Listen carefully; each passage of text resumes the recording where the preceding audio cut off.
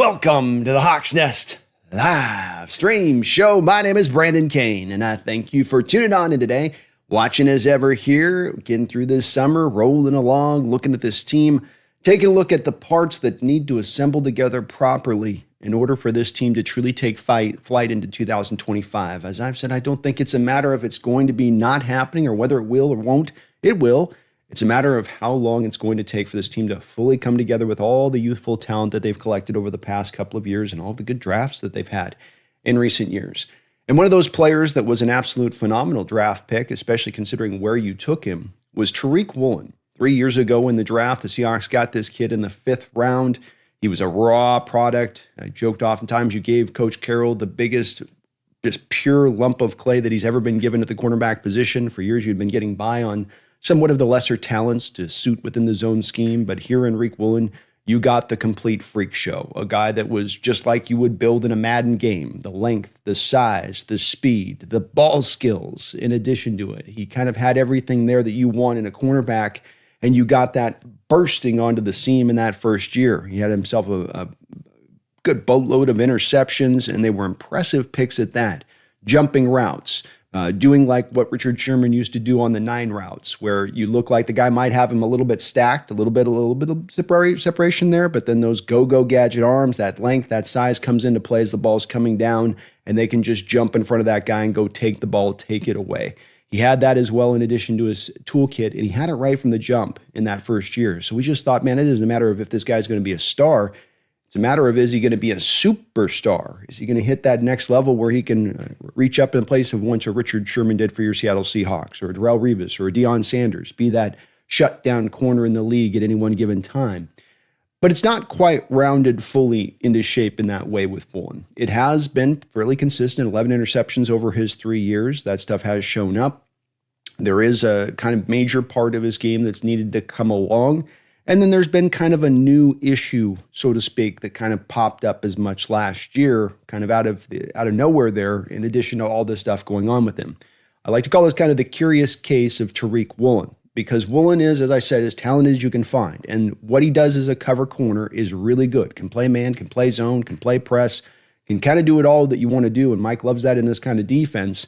But there are some little spots of his game here and there and over there that are preventing him from really realizing that potential that he really does offer, that is there. As I've said, I think he has the highest ceiling of just any cornerback that you can find in this sport if he can realize it. And that is the big what if. He goes into this contract year with a lot to prove. You go out there and you replicate, at least as far as the interceptions go, that rookie season, 6 picks, you're probably going to go make yourself $20, $25 million on the open market free agency if Seattle doesn't already pay you.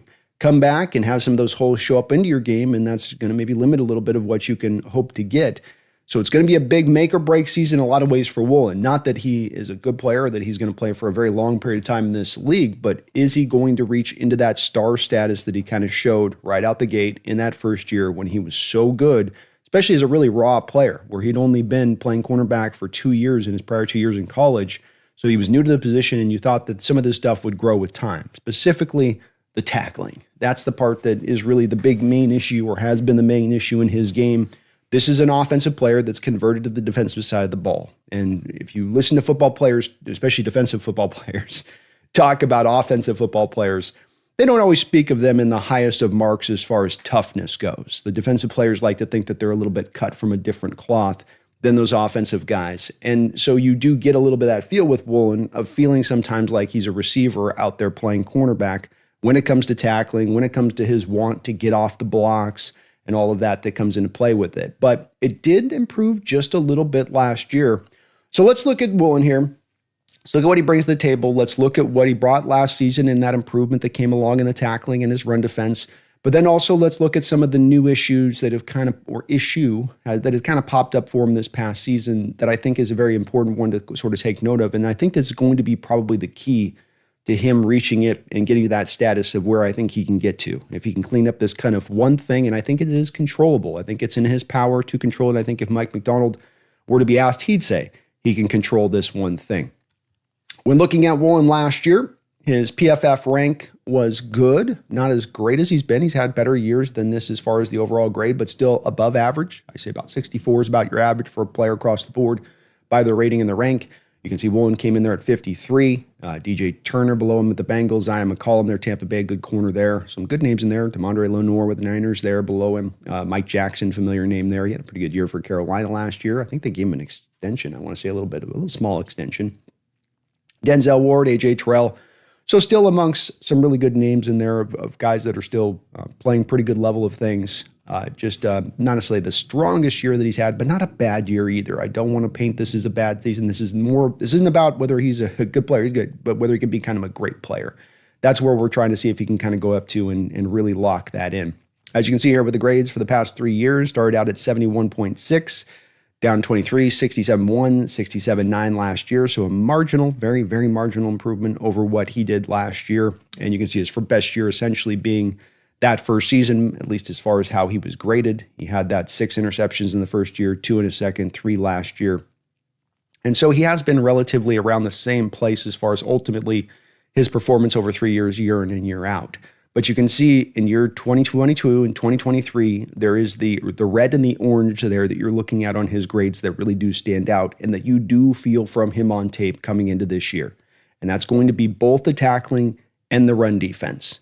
Tackling can happen on a run play. It can happen on a pass play. How just good are you as a tackler? Do guys get outside of your grip often?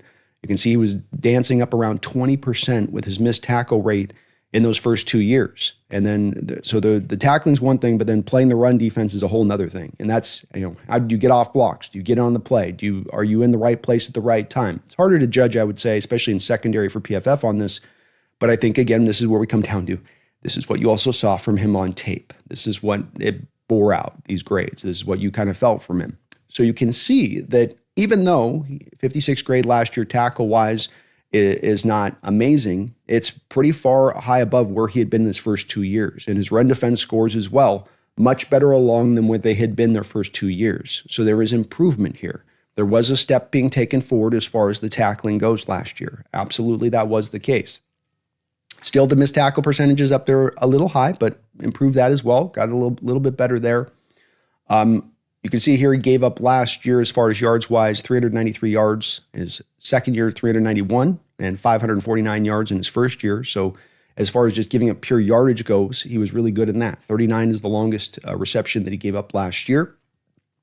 83.7 was the quarterback rating when targeting, which you can see is a little bit higher than it's been in prior years on that. 70 grade in his first season there. But again, not a bad season. Good overall, steady across the board. I think the part that you really lock into that you get really impressed by when you go down the line with him is that the week in and week out, how many yards he's giving up in coverage, and that he's not a guy that gives up 100 yards receiving at all. There's not one game last year where, quite frankly, the closest they came was 77 yards receiving on him he was credited for. But 17 yards in the first game against the Broncos, 14 yards. He was out in week 3. 10 yards the next week after that, 7, 17, 64. 25 yards given up, 77 given up, 5, 57, 54, 28, 18. Those are really good numbers. So as far as coverage goes and as far as preventing the receiver from catching the football, the most important thing that you would want a cornerback to do, Riq Woolen has that in the bag. 10.6 yards average per reception is also very good, considering he's playing on the outside, not out of the slot. So a lot more of the potential of those plays getting down the football field. So coverage-wise, he's got it on lock. The ball skills, on lock. 3 picks last year. He's going to be given opportunities at times. There's even a lot on his tape of just balls that are just near interceptions, just out of his hands. Had the opportunity to catch it, just couldn't quite reel it in. Could have easily had probably 5 last year and had a couple more in his career. He's in the right place, the right time to make these picks, and that does stand out with him as far as how he does cover. So a good year last year, really at the forefront, improved a little bit as far as the tackling and playing the run defense. Did good about preventing yards in the air, not giving up big completions over the top, being pretty consistent and limiting down the amount of yards week in and week out that he was going from. So let's take a look a little bit at the year that he had. And I want to speak, again, I know I'm teasing it a little bit, but there's going to be one real quantifiable part of his game we're going to talk about here that's a little bit harder to kind of put your finger on. It's a little bit different of that. First off, when it comes to him as a cover guy, there's no doubt, like I said, he's legitimate here all day, and that you can feel in coverage. He can play any kind of coverage you want. You want press, you want off coverage, you want zone. I think he's still at his best in press coverage. There were some times last year where I think that he can do better about getting his chuck at the line of scrimmage, just get the hands on the receiver, get a little bit more of, slowing them down rather than you just kind of get a hand on it, but you're not actually slowing down their momentum. You're allowing them to just get right down the field. Much like this play here where gets himself into trouble, but the makeup speed of Woolen is legitimate, and that allows him to get back in the play.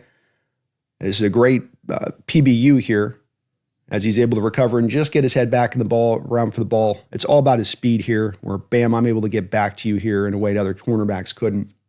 But the part that stands out in some of these good reps even he has is that just needs to get a better jam at the line of scrimmage on the receivers. If you're going to be up there, get the hand on them and stop their momentum a little bit better. Because so when you're impressed and now you just got to run step for step with him, that gets hard, especially a guy at his size. You can see here too, Addison here is trying to get him with the stop and start. What do you do with big corners?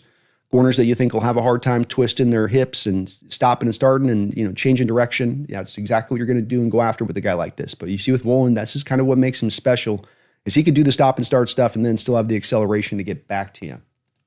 So that's bottom of your screen there. Another one here against the Vikings. Probably should show you guys where you're looking for 21, of course. So he's top of your screen here. Again, he's going to be in press coverage on TJ Hawkinson, who's a very good tight end. Again, not quite a great press, but just stays with them and then knocks the ball free there. You can see it coming out right at the end on this little over route. He's right there to make the play. He's nice, tight in coverage. Again, not quite getting the press on there. Kind of missing the press, but he can run with TJ Hawkinson. Tight in coverage, makes the play on the ball. It's another part that you see with him. So many cornerbacks can't make plays on balls, but he actually is going to be locked in on that and get his head turned around, give himself the opportunity. Again, down here in press against Minnesota. Bottom of your screen.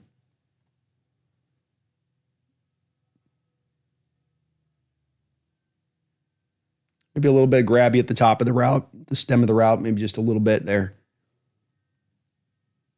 But stays with him, makes the play in there, knocks it free. Not the greatest of reps here. And he's a guy that can be penalized a little bit. 7 penalties last year. He will get a little grabby here and there. It's not full on awful or anything like that. All right, bottom of your screen. Matched up over here on Trey McBride. A little bit of red zone love here. A little bit better job of pressing, though he gets very close to hugging him. Almost a full-on hug there. See, he's got him pretty hugged up there, and that's with Julian Love giving a nice little jam. So, again, kind of right on the edge there with a little bit of how he plays it, but doesn't get called. And there to knock the ball free at the end.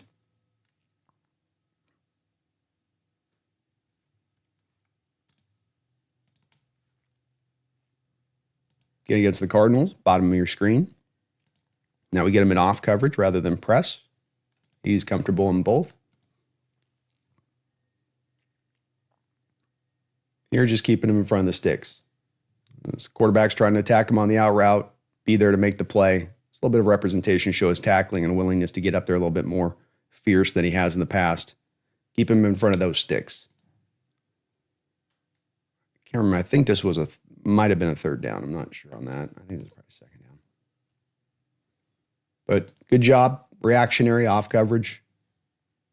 Jumps up on the route. Back to press here. You're going to get him up against Devontae Adams, bottom of your screen.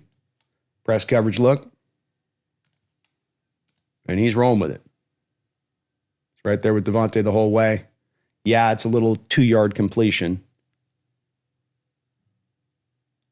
But tight coverage. As I showed on his weekly yards given up, this is a little bit of just to match this to what you saw in the grade wide with him that he's not giving up a lot of yards. You might get a completion here and there, but he is going to limit the amount of yards you get. No 100-yard games last year on him. And that's against Devontae Adams. We're going to get a lot of those matchups this year with those two going at it. Woolen, top of your screen here. I believe that's either Debo or Jawan. Probably Jawan. Press coverage.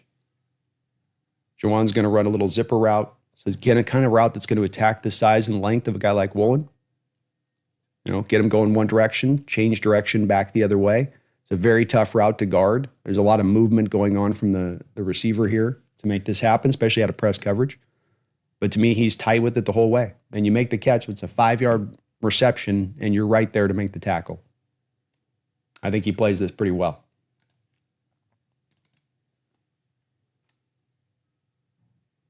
Again, we got him pressed. This is going to be a third down. I featured this play about a week ago. I forget who we were doing the breakdown on. I think it might have been just the defensive looks we were running with Mike McDonald. But this is going to be a third down, double A gap, mug pressure right here with your two linebackers. Julian Love's down around the line of scrimmage.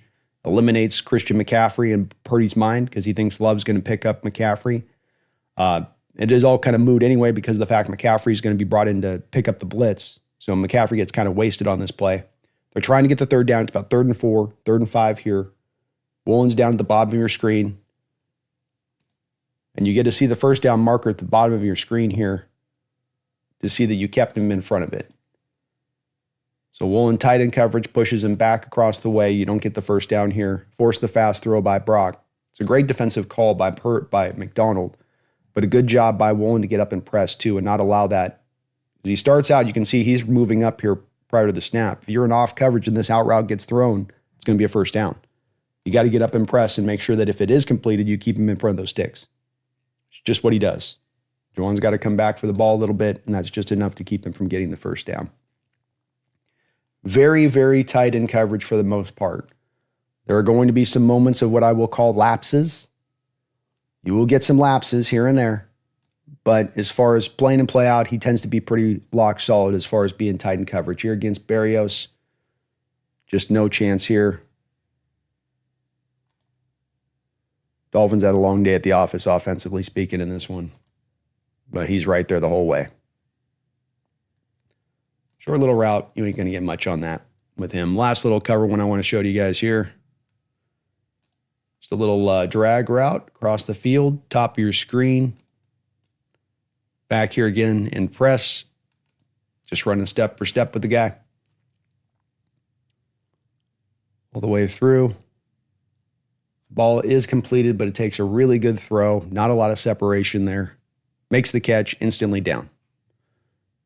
You might give up a catch here or there, but if you are, you're not going to get a lot doing it. You make the argument there that Dodson kind of sold. Look at Dodson just kind of do nothing on this play. Or I guess that's Knight. Knight just kind of almost gets in his way there a little bit. Almost cuts him off. Kind of does a little bit. How about run defense, though? Did it come through this year a little bit better? Did it improve a little bit better this year? It did. The willingness to get in there and do more than he's done in the past stood out this season. And that you can feel him playing a little bit more ferocity, with a little bit more of a sense of urgency when it comes to how he plays the run game. And plays like this, where they're going to target him, are the Packers. They know he's had issues defending the run in the past. So how do they target him? Well, the receiver, being, I think that's Jaden Higgins, 11, instead of going to Woolen as his block, he's going to block down and try to take care of the safety.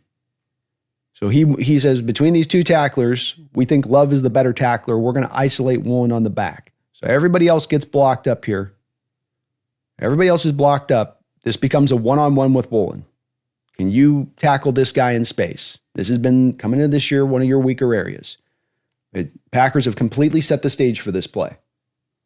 And he comes right up, makes the play, letter perfect tackle, get his head in there, nice job. Wrap up. Well done there on his part.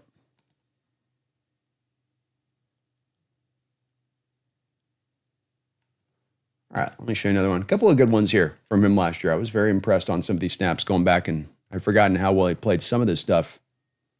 Again, here he's going to be top side. It's going to be your forced defender once again off the edge. You got Devontae going in motion there prior to the snap. What do we see the Jets do? Just like what we saw on the prior rep. Same thing the Packers did. So Devontae comes in motion. He's coming in motion to take care of the safety. We know Julian Love can tackle. We're not as sure about Riq Woolen. And then we got Woolen isolated with the back. Look at how many people, look at everybody's blocked. Your single high safety is 20 yards off the ball here. This is going to be bad if you don't make this tackle. Breece Hall's not necessarily an easy tackle either. He's got a good size to him as a back. Nice, again, wrap and roll. Go attack the legs. Wrap it up. You got good length. Use it to your advantage. Just what he does here.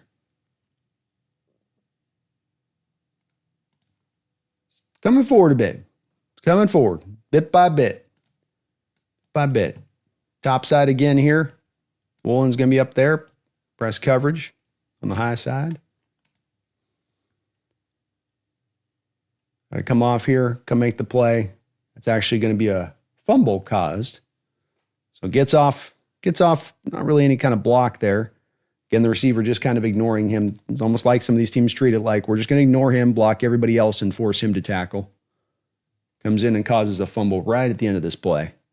Not sure if it was Love or him who caused it here. They're both kind of in on it there, but he's helping. He's helping to do his part.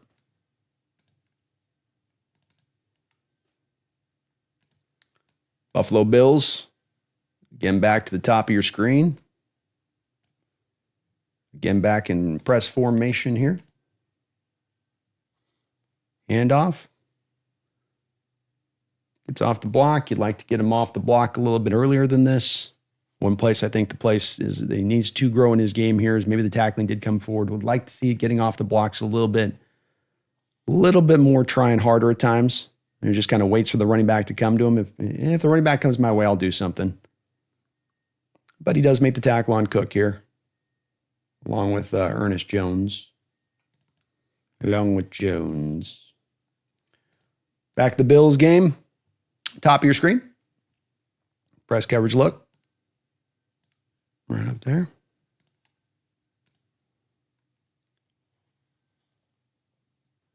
Again, it gets isolated here. They try to trick him here, so they're going to have the receiver run the route and try to run him out of the play. Another methodology that you kind of utilize. And you can see again here, the receiver's going to first try to run him out of the play with the route and then go take the safety. So again, we get that isolation thing where we're trying to isolate him in space and see if he's willing to tackle. And yes, dreadlocks are a fair game. Your dreads are going to be fair game, my guy. Your hair's fair game. That's a pure tackle right there. A pure hair tackle.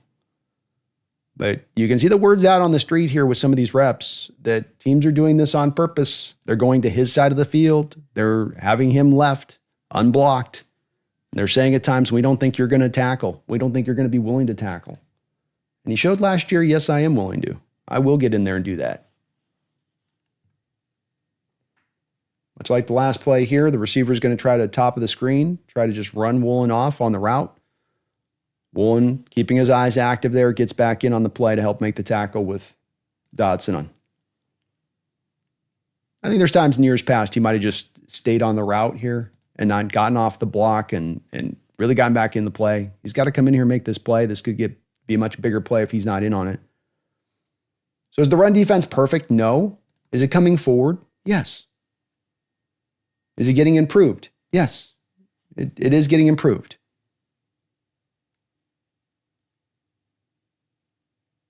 Off coverage here, bottom of your screen. He's going to come up and be the forced defender on the play again. Unblocked. It's on you. You're willing. Good job by Uchenna Nwosu to get off his block and help out here. But Woolen does a good job of filling the hole, getting up in there and doing what he needs to do as well.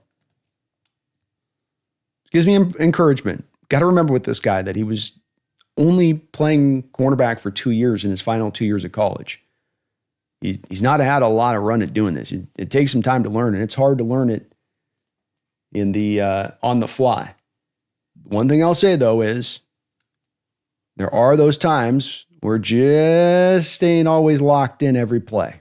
And this kind of brings us to the issue we'll be talking about here in a second on this, where you just don't have him always connected. Is he connected on this play? Is he locked in on this play? Just guy runs right past him. So bottom of your screen, just kind of watch, take note here effort-wise. And you tell me. I want to know from you guys in the chat on this. Do you sense a little bit of here? Did this just get misplayed? It's the thing McDonald talked about last year, which was the new issue I teased, which is just not every play always locked in the same way every single play. treating every play with that sense of urgency here, leaving basically the back door open on this thing for him to get through the running back, and he's got to be the defender to get in there. Right there. Unblocked. No man on him. Direct free path to the back. This thing ends up going for like 30 yards. 20 yards, whatever, 25 yards. So the one thing that popped up last year and would just be that you'd get these occasional reps where he just kind of, it's like a brain fart almost. You go, buddy, you're in there. You got to go make the play on that. You got to go make that happen. Wasn't all bad. As I said, there was the good moments. Last year, the best game he had of the year was probably that opening Broncos game. He was very dominant in coverage and then put the sealer on it with this just fantastic play. He's got a couple routes in general, which I think you're testing your luck on if you're going to try him with, watching the tape of Woolen over the years. And really the two routes I'd say would be the 9 route and the over route. I've seen him pick this over route a couple times, Atlanta. He did it to Jared Goff a couple of years ago. I don't know why you try to test him on the over route because it just allows him to really utilize his speed, his makeup speed to undercut things. But just sort of sets this up with Nix the whole way. Kind of Nix thinks he's got a little separation there and tries to fit into a tight hole. Rookie quarterback, first game. You're not going to harp on him too much for doing that there, right? Did all right there. We also got the Bears pick at the end of the year. You're kind of down the game here. Caleb's trying to throw up a prayer. Get a feel again for the ball skills he has here versus some other cornerbacks because he goes up and high points this thing, stakes it away up in the air. He's got legitimately grade A ball skills for a corner. Not just being a receiver convert, but that he's got really, really, really good hands. His picks on his highlight reel are all legit. It ain't overthrows or tip passes, and this is a prayer. Caleb's got no choice here. The game's winding down. They're out of options, so to speak, and he's being blitzed. Great call by McDonald. Shows you here, you bring that blitz sometimes, the right time, you can force these interceptions. McDonald really had Caleb Williams in his bag big time. Makeup speed.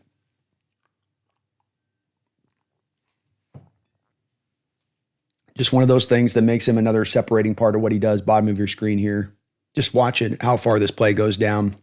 He's down 3 steps behind the receiver at the start of this play, but catches back up and still gets his long arms back into the play where if your legs can't get you, then you're going to have those long arms that can still get back into it. Just another spot. Over routes, 9 routes. This is the 9 route right here. Good luck. Good luck with him on that. 37 yards is the longest reception given up this season. And it was on a 9 route, so they did get it there. And this is also one of his longer plays. I can't fault him here. Press coverage. He's really in good coverage here against Wilson. This is just a great throw by Murray. Murray throws Wilson over here. It's, I think, supposed to go to the corner, and he sort of throws this up over the top and just drops it in the bucket on Woolen. Sometimes quarterbacks are going to make great throws on you. This isn't bad coverage necessarily. It's a great throw by Kyler. Just a great throw by Kyler here. There's going to be 3 games I want to look at and talk to you guys about Woolen here that I think kind of capture a little bit of the conundrum at play here with Woolen as it stands. And those are going to be the Buffalo Bill game, the Green Bay Packer game, and the Rams game. Because there's a level of from frustration to excitement in each of those games, I think, at times where you get a little bit more of the full story going on here with Woolen and some of that new issue I talked of that kind of popped up this year, which is just being locked in on every single snap, being in on it on all the details, being aware of what's going on in the game. I think these 3 games definitely capture that in a lot of ways. Starting out with the Buffalo Bills, there is some rough moments to start to pop up here. And this is where as the season went along, to me, it wasn't as much of an early season issue thing here with Tariq as much as it was kind of as the year went along issue with him that started to show up a little bit. And the Buffalo Bill game, you've got a 3-play sequence that occurs here where he's down in the slot or he's down in press coverage. You've got him down here on the goal line. He's on Keon Coleman. The Buffalo Bills are going to run a fade route. kind of route that he should devastate, destroy, tear apart with quite a amount of ease. Receivers don't have a chance to do any change of direction stuff, no stop and start. They're going to try to run just that fade to the back end zone. You're tall, you're long, you're going to be in a position, or you should be in a position to be able to knock this ball away. Top of your screen, just what he does there.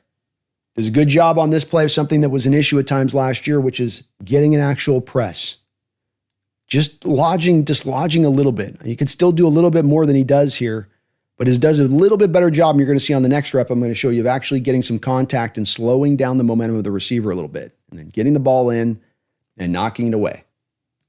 So you go, okay, great technique. Get your head turned around, get your hand in there, knock the ball away. Great, you're on it. But then he comes back 2 plays later. The Bills run the same thing to the other side of the formation, and then you give up the interception. You give up the touchdown. Notice on this rep, look at the press. Do you notice how he doesn't get any press there? Just the receiver slides right past him and then doesn't get his head around either. These are the reps you watch where you go, well, you just did it so well 2 reps ago. You did letter perfect 2 reps ago.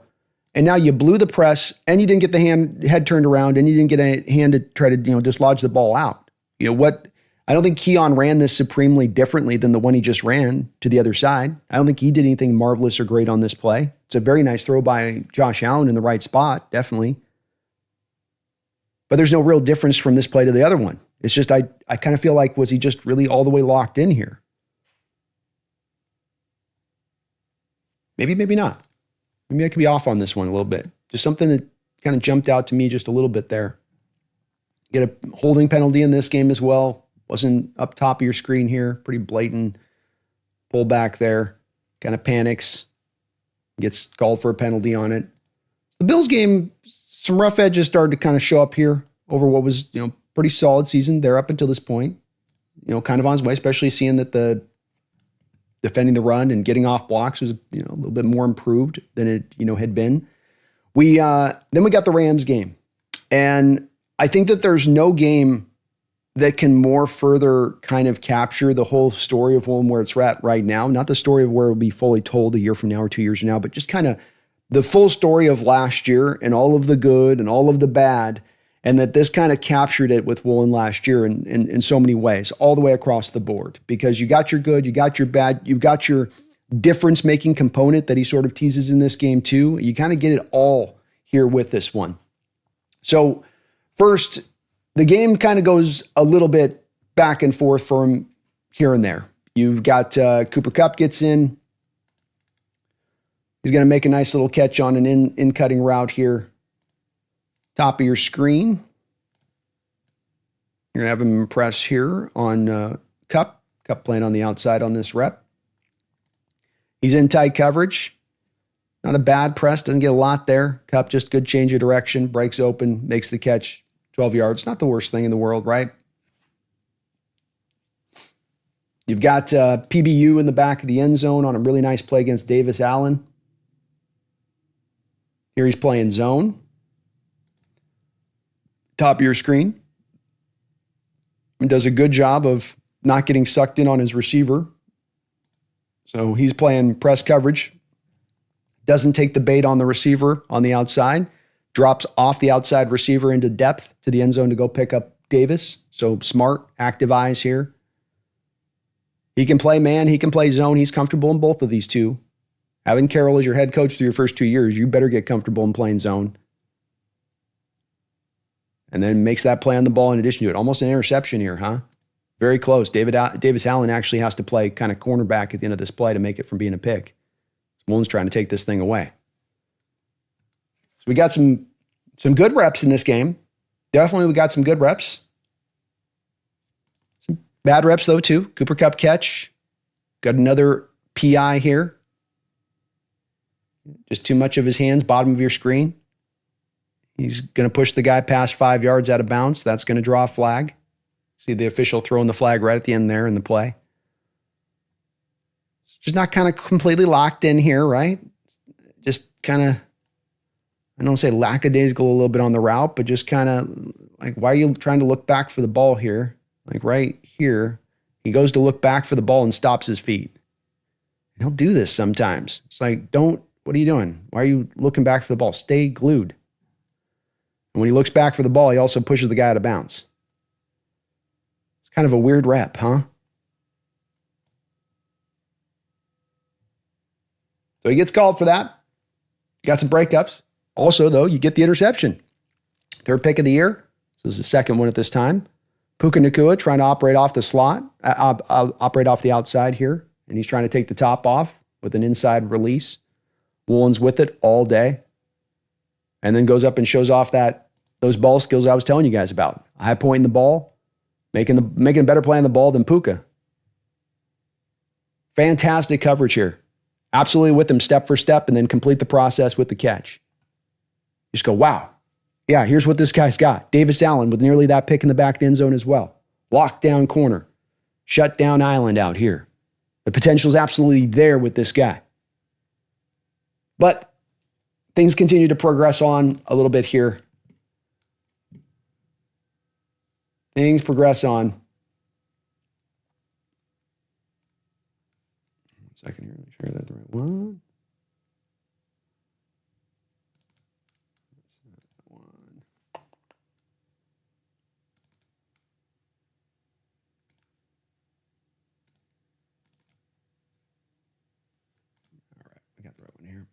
Okay.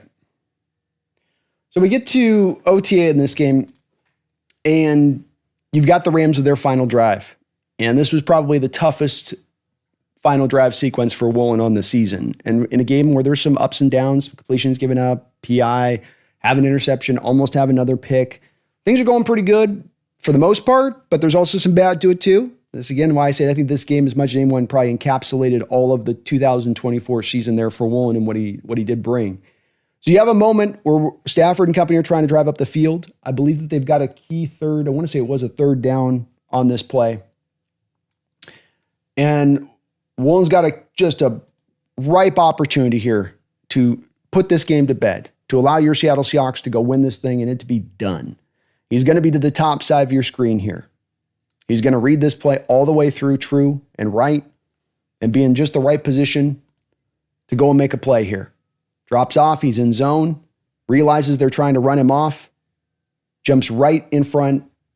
He's right there to make the play. But unfortunately, he sort of stands flat-footed on the play and doesn't drive back to the ball at all. Just kind of waits for it to get into his hands, and he allows the receiver to then undercut him and jump in front of him for the reception.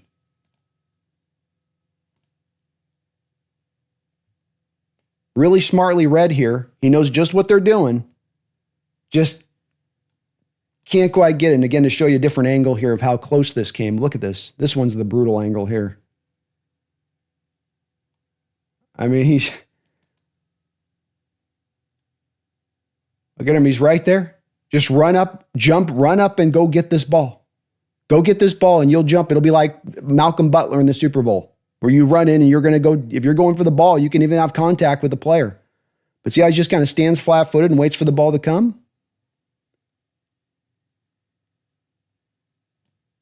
Right there to do it, man. End game. Game on the line. Sense of urgency. You've already done some good stuff throughout this game. You've done good stuff on this play to read it correctly and not get sucked out on the zone depth, not to get pulled to that receiver over the top, but then complete the process. Make the play. Go get that ball. Not the worst thing, though, right? Okay. Hey, you were at least in the right spot, but then we get a couple plays later, and this is the worst play of Woolen's season last year, bar none. This one, it doesn't get any worse than this. Biggest reception he gave up all year. But it isn't the fact that you gave up the big reception over the top that's going to happen to cornerbacks. It isn't that you gave up the big reception over the top for game. It isn't that. It's the awareness, being locked in every play, being aware of what you need to be doing every play.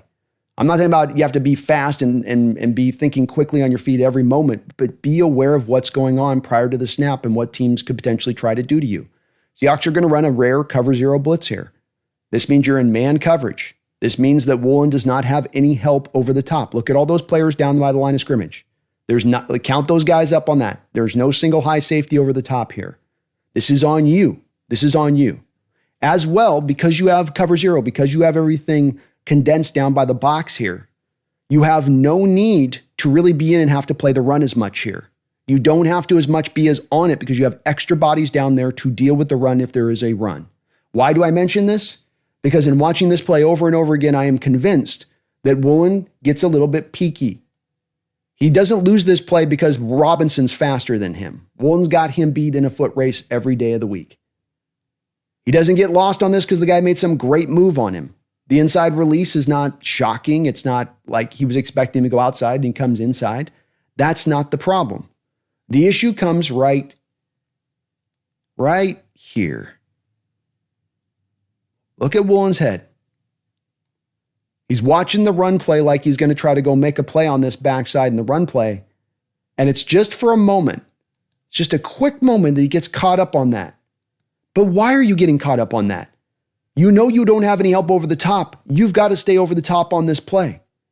You've got bodies down there to deal with the run. If this is a run play to Kyron, look at all those bodies you've got. You got 3 Seahawks defenders unblocked down by the line of scrimmage to take care of this. It's fine. You need to be covering this up deep without having any help out there especially. But he gets lost. The guy gets a ton of separation on the play. Beautiful throw by Stafford. Touchdown. Game over. The Rams game absolutely captured Woolen and all he could potentially bring to the table. Almost three interceptions in one game. Good tight coverage for the most part, but then also having some of those moments where you're left wanting just a little bit more, where there could have been just a little bit more. The Packer game was the final game where some things got just a tiny bit rough at times in this game as well. Again, a one where you go, man, what's going on today, Tariq? Well, what's happening today? Sent on a rare blitz against the Packers here. Bottom of your screen. Decides he's going to light Jordan Love up just after the throw's far out of his hands. I mean, this is going to be as easy a call for officials as you're going to get. And he goes to his head in addition to it. If it was already on the line, that's going to kind of make it easy for him, isn't it? And completely unnecessary on a throw to the flat.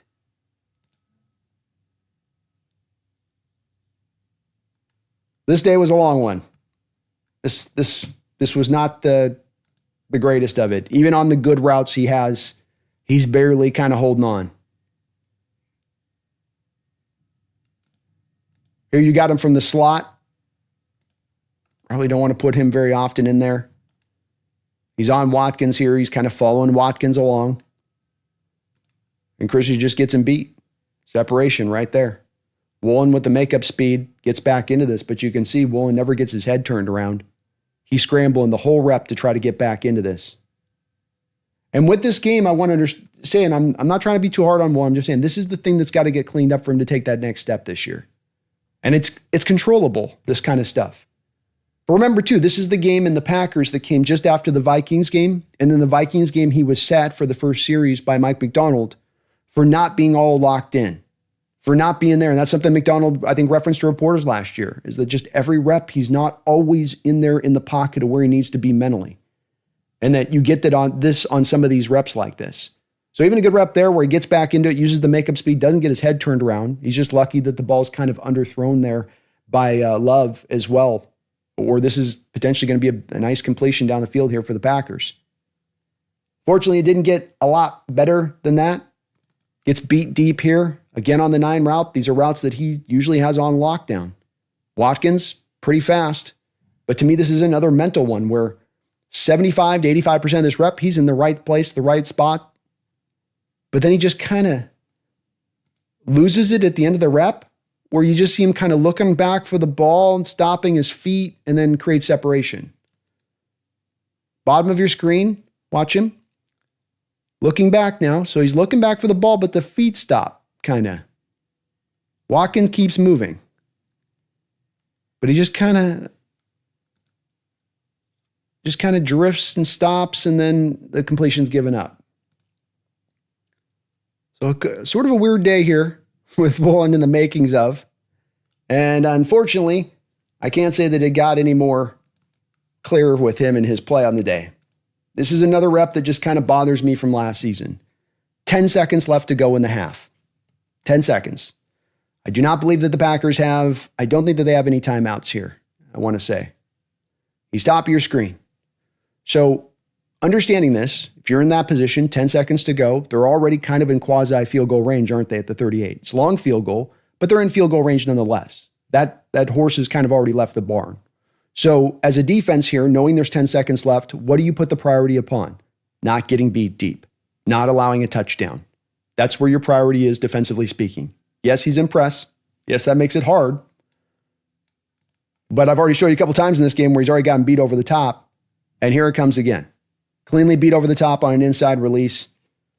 The problems and issues, again, of not getting a good press. I talked to you guys about that. Look at this off the thing. Just that's such a weak-ass press. Get the hand into his chest. And if you're not, then be ready to run step for step with the guy. You can run with this guy, but panics, you get pass interference called down the field. 10 seconds left to go in the half. How are you giving this play up? And this is just, to me, a mental thing. I don't think that this is where he gets so beat by some just insane rep by the receiver here. Just not completely locked in. Not good press. Kind of just gets beat up over the top. Can't happen, man. You got to be aware of the down distance and what's going on and how 10 seconds to go in the half. Keep it in front of you. Let them bleed out the clock and call it a day. Kind of finished up on this one. Not going to belabor this anymore on this with it. Done enough here. Again, on this one, top of your screen, gives up the catch. Where's the tackling effort here? My guy drags you for 6 yards, and there's a part here where he's just kind of expecting the safety to come up and make the play. You got this, right? Again, the press is kind of weird. I hope he really works on his press this offseason, because he could be dominant if he could press right. But just a kind of poor, weak effort on there. It's not going to get it done. And this is unfortunately the thing that would come up a little bit. I will say that this got much more improved this year. This came steps forward this season with Woolen as far as the tackling and the effort and not just expecting somebody else to make the play. But I didn't show you a rep, and I'm not going to show you the rep on this because I don't want to drag this out. We got a Jets game this year. It's 3rd down and 26. 3rd down and a mile. Jets got no chance of getting this first down in the play. Rodgers drops back, flicks the ball out to his running back out in the flat. Running back gets 5 yards, 10 yards, 15 yards running free. There's some open space there. This is looking like trouble. It's coming up. Woolen's coming up to be able to make the play. Oh, we're to 20 yards. We're to 22 yards.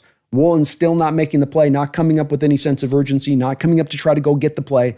Julian Love's got to run up and run the guy out of bounds. And then you see instantaneously Julian Love jump up and start barking and getting right in the face of Riq Woolen. And what was he telling him? That effort's not acceptable. So this isn't stuff where I'm pulling this kind of out of the ether or out of just, imagination. This is something you see from the players to Woolen within the game as well. And you saw that Jets game in that 3rd and 26. Effort, being locked in every rep, playing with a sense of intensity. You're not an offensive player anymore. You're a defensive player. You got to operate with a little bit of a different mentality to be successful. And Love on that play was letting him know because he understands that's not going to work. That's not going to get the job done. You can't let him have a 3rd and 26 because you decided that you just didn't really want to tackle that hard on that particular play. That doesn't work. And if you want to go earn this $20-25 million per year, you got to be locked in on every play. You can't have the boneheaded games that pop up here throughout the course of the year where you're just not all the way fully locked in. You can't get sat on the bench and disciplined by a head coach as well. Those kind of guys aren't going to get rewarded with big major contracts if the team can't trust you. Now, all of this is not to layer in the bad on Woolen. The talent and the ability and the production has been very top-notch in his 3 years here. This has been a fantastic pick to go get in the 5th round. It's just that this kid's got all-world potential. It's just that you can see that there's no cornerback as talented as him in this entire sport with his ability, his ball skills. If you force down a defense that could lock down and not give offenses any easy outs, and they've got to force themselves to throw to Woolen through the course of the game, and he's actually getting those amount of targets to get those opportunities, he could go get you 7, 8, 9, 10 interceptions in a season. Easily. But he's got to take care of these other things in his game. And it's clear of what he's got to handle. It's controllable, which is the good news. And a lot of players that might be scratching on the surface of that star status, the issues that are in their game are not something that they can control. Maybe I don't have good lateral change of direction, for instance, as a wide receiver. I just can't change laterally as far as I'm really fast and I got good hands and all that. I'm big or long, but I just can't change it. He doesn't have that kind of like fatal flaw in his game that would prevent him from getting to that upside. The things are in his control. He can take care of it. You would expect with a guy that's only had those 2 years at cornerback in college coming to the pros that you would give that guy a little bit more time to refine the skill set, to round that skill set off, to learn how to play this position, to flip from one side of the ball to the other, which is no easy task to be made. There's not like we've got a long track record of guys doing this kind of stuff. So you want to be patient with him and give him that time. But he is going into a contract year. This is a little bit of a make or break city here for him as far as it goes, is what kind of contract he can hope to get into the future. But the potential is still there. The talent is still there. And it's not completely like it's been all unrealized. You've realized a lot of this. It's just getting it to that final form, that final state now to where we can see the best version of Woolen. And you got the best version of Woolen on this defense with all the rest of the parts rolling together. This is the way we bring out the ingredients for a dominant defense, especially in this defense that does have a track record and history of guys running this, having a lockdown corner, and being able to create a dominant defense off the back of it. After all, with Revis Island, what was the defense that they were running out there? The Ryan defense. And what essentially are we running an evolution of upon? It's much different than those days of the Jets defense. We're running a Ryan defense. So if you don't think a lockdown travel corner that can run press coverage and run with anybody in the sport can help to take this defense up that next level to a dominant state, you're kidding yourself. It absolutely can. And Woolen's got that ability. So we'll see if he can do it this year. You guys let me know how much faith you got in it. Do you think he's going to realize that high upside this year, that he's going to have his best season as a pro here in Mike McDonald's defense? You think the Seahawks are looking to probably sign him to a long-term extension here if he has that kind of season? I'd love to hear from you guys on it. He is a little bit of a curious case. Some players are really easy to evaluate and straightforward, and there's not a lot to get caught in the details of things. But with him, there's a lot of things to him on the good and slightly the bad side. But there's also been improvement, and it was good to see with him last year that he did come forward with the run defense and with his effort to get off blocks and his effort as a tackler. I think that stuff overall came forward in a very major way, which was cool to see. I thank you guys for watching today. If you guys could for me today, please, please, please do hit that like button. We're probably going to wrap this up fairly shortly today. We've got another show later on this evening as we're going to finish up the NFC West roundtable positional rankings for the defensive side of the ball. We did offense last week, so we're going to be doing defense this week. So hopefully you guys join me there for that. We'll be back on it 6 o'clock Pacific Standard Time tonight on that, doing that discussion. We've also got tomorrow, we're going to be looking at Derek Hall's game. Another guy, I kind of want to put these guys back to back on my shows with Woolen and with Hall because I think they're both two players that have a lot of talent, a lot of potential. It's just about there's some parts of their game that are a little bit odd and hard to kind of get a pin down onto where exactly they're going to get to in that final form. But with both of them, a lot of potential with both these guys. And it's going to be really fun to chop this up with Hall tomorrow and kind of take a look at what he brings to play with his big old Hulk hands, as I like to call it. He's got those Hulk hands out there with that power. Thank you guys, though, for watching today. See where the chat's at real quick here as we'll pop through. Brandon, I wonder how many times you struggle when receivers' initial steps were to the inside of the field instead of straight or to the outside of the field. Why not shade the inside shoulder some? That might be something that they can do as an adjustment. You're right. There was a lot you could feel on those clips of receivers taking the inside release on him very consistently. And that seemed to be where they thought they could get around him on that. Could be that they do that because he's kind of a right-handed presser. He doesn't really do a two-handed press. He likes to do the one-handed stab motion. And so the one-handed stab motion, especially with him playing to the right side of the defense, the right-handed stab motion is going to go to the outside shoulder. So as a receiver, if you're watching him over and over again on tape going to the right shoulder, you'd go, okay, I'm going to take the inside release because not only then do I get off the press, but he goes like this and I go around here this way. I've got him kind of leaning a little bit to now where I can create some quick, easy, instantaneous separation then with the inside release. So you could be onto something with that a little bit. That is the part where technically I think that's the place he really needs to come forward is the press coverage, especially the two-handed press and really getting that in there and locked in a little bit. You don't have to bring the guy to a standstill. It doesn't have to be like L'Jarius Sneed did to Tariq Hill a couple of years ago where he basically put him on the ground on the press. You just got to get a little bit of the slowing down of the momentum and not let them feel like they're getting that free release and to full speed within 3 steps. That's where it gets a little bit troubling.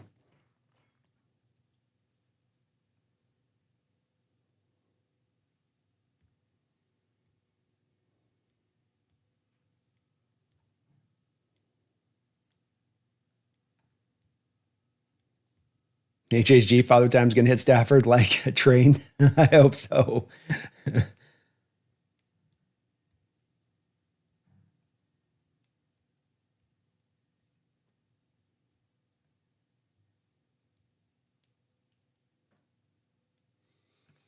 Brian asked, does Woolen become a piece in a trade before the season starts or just before the trade deadline? I think it depends on where the Seattle is as a team. If you're not contending and around the trade deadline, that possibly could be something they look to do.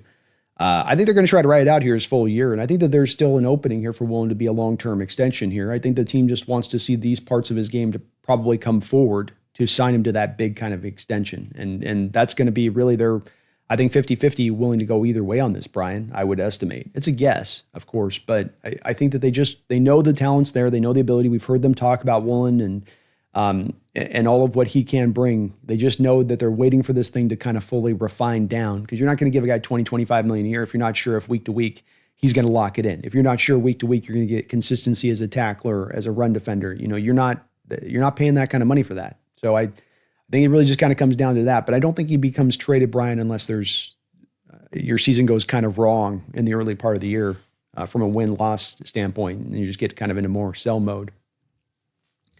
King says, if Joby steps into being a starter and Mowari takes multiple steps forward, I could see them trading Woolen at the deadline and running it with Job, Spoon, and Mowari at cornerback. Possibly could, King. I think it happens only if you're in a place of kind of losing aspect of things. Where you're at 2-4 to start out the season and they do it. I think if you're 4-2, I don't think that they would look to move him at that point. Because there is a part of this as well where you could get down the line on this and he goes out and balls out. You're not willing to sign him. Okay, well, maybe now you could potentially get a third round compensatory pick back for him if you're not willing to sign him. That's where, you can kind of play that game. And what are you getting back as a trade, King Bomber? You're getting back only like a fourth, but you could get the third compensatory back. Gets kind of hard to predict that one a little bit on it. But I think it would have to go kind of badly for it to be in a place of them trading him.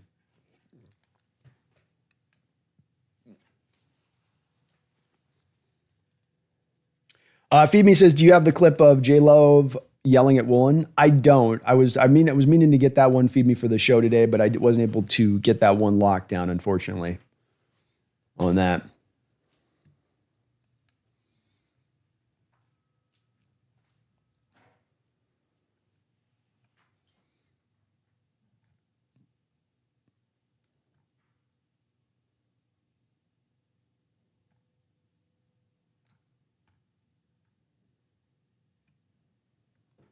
Dune says Riq needs to stop chilling with Snoop and start hanging with Coop. Then maybe his focus will improve. Is he hanging with Snoop?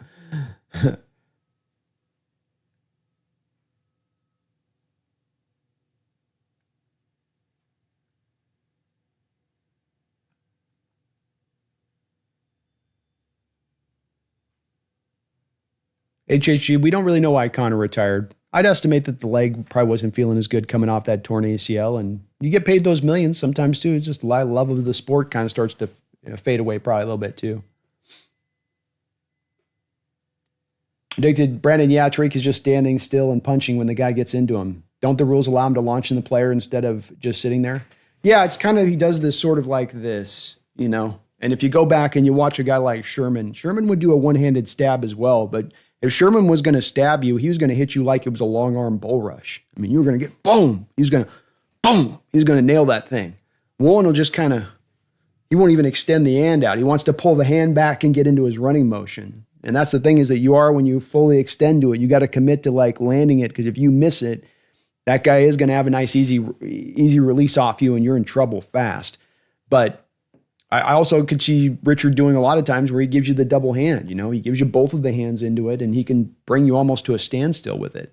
But that's where Riq's got to get better at that. And he's got the length to do it. You're going to be nice and long to be able to get those hands on those guys. So use it to your benefit. Use your size and your length to your benefit. Just like those teams are trying to take advantage of your stop and start and your size for the position. And that you got to use the other side to your advantage too.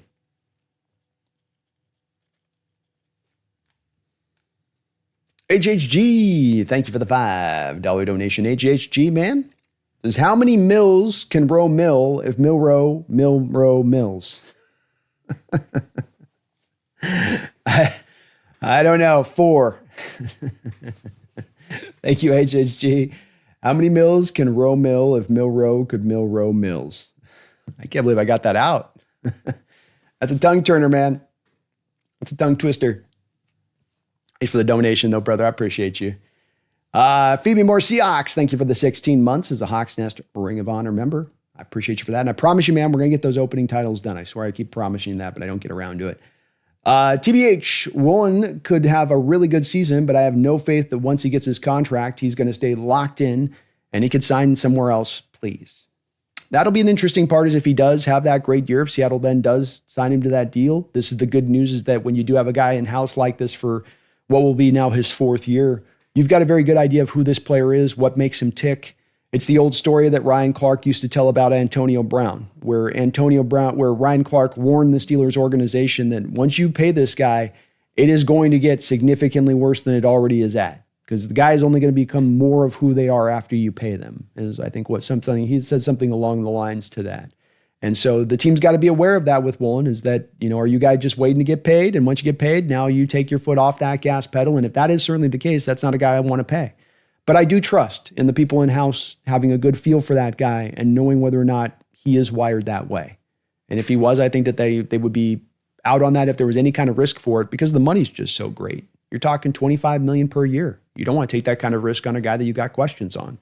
That part's for sure.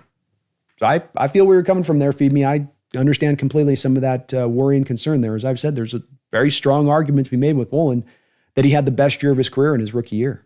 I think there's parts of his game that have improved outside of that, but if you just take it all in total, you could maybe make a little bit of the argument for that here and there. Well, Greasy, when he said Wilson was built like a bag of potatoes, that cracked me up. That was pretty funny. Brian, I do see another quality cornerback being added before the season starts too. I think the team doesn't really like the Rasul Douglas, Shaquille Griffin options, so they're just kind of like biding their time, seeing what else will become available down the line. But I think that they're going to add somebody. Somebody probably better than what they're looking at with just on the street right now.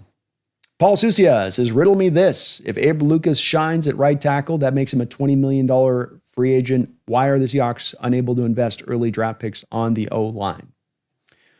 Well, they've done a better job in the last couple of years with it. I definitely think if you look over a 10-year period here, Paul, that's been the case where you've not put a lot of investment in that line, especially high, and that's been one of my big issues with it. And on top of the fact that, look, it's both the draft picks high, Paul, and then it's also you don't spend money on your line. You spent as little money as anybody on the offensive line last year. It's been that way pretty consistently over the last few years. But I do think that we've got to give him credit where you have top 10 pick in Charles Cross. You've got a third round pick in Abraham Lucas. You have a third round pick in Christian Haynes. You have a first round pick in Gray Zabel. You have done better steps in the last 3 years here to start to understand that you need to correct this a little bit. Should they have done more, Paul? Don't get me wrong. Would I've loved to make the offensive line a priority this offseason and to just knock it out of the park? Yes. I'm still frustrated with it in that way of things.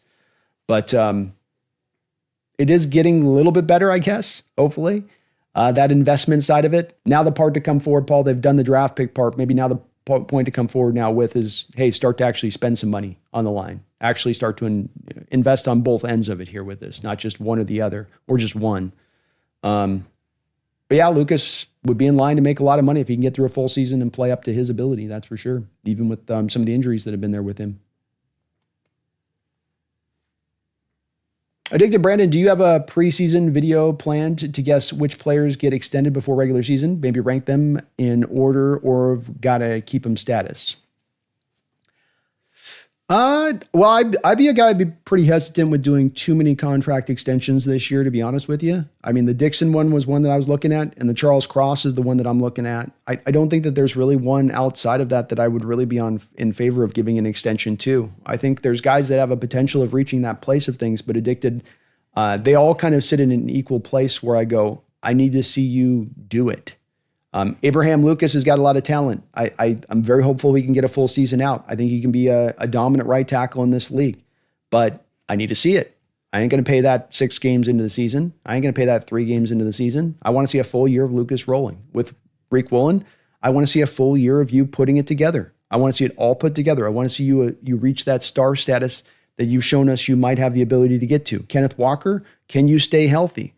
I can't trust you can stay healthy for a full season. You haven't done it once in 3 years of being here. So show me that you can get through a full season of healthy, not to mention being a guy that then, once again, realizes that potential that you offered when we drafted you. Hit that high water mark we thought you could hit when we picked you.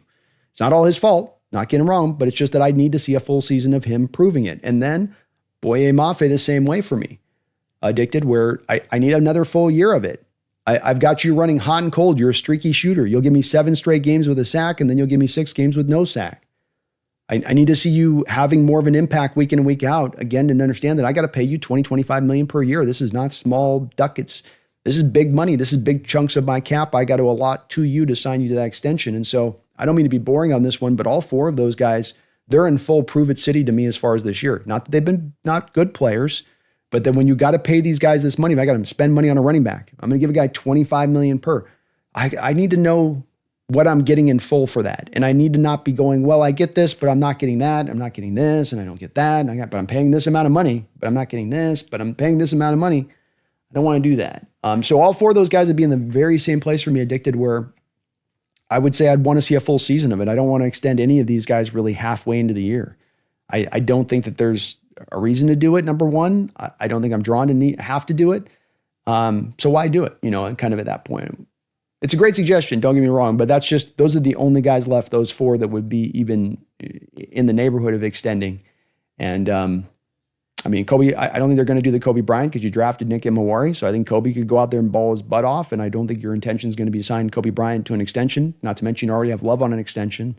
So I hate to be boring here with it, but I think that you're kind of waiting on those 4 to pull through. You're probably not intending to do anything with Kobe because you got Imawari here to be his heir apparent. And you'll probably just kind of roll it with all those guys the rest of the year. Cross is the only guy I see being extended prior to the season. Everybody else is going to be improvement mode, I think.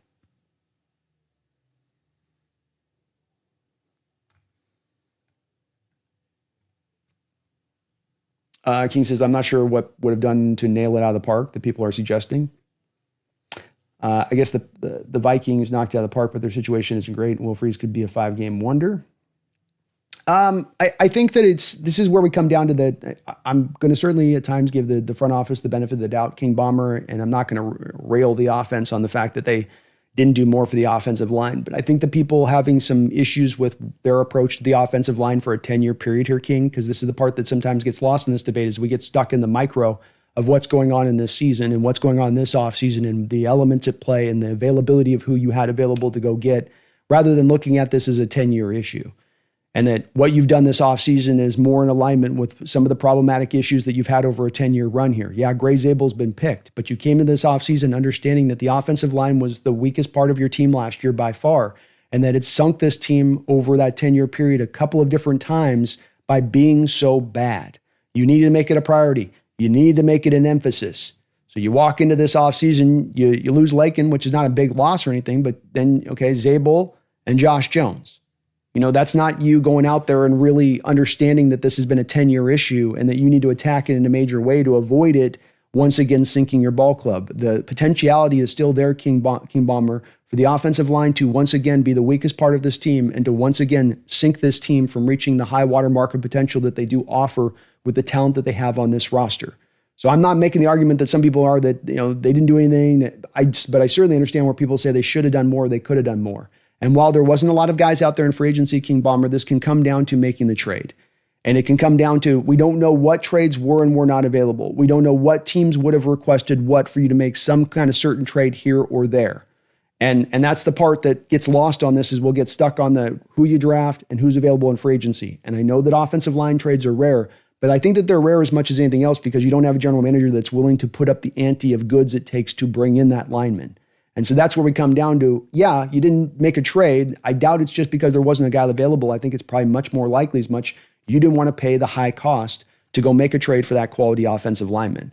And so, I think that this is where I kind of stand on it, where I'm hopeful it's going to get better, but I can completely understand people looking at that saying, look, you didn't do enough on this.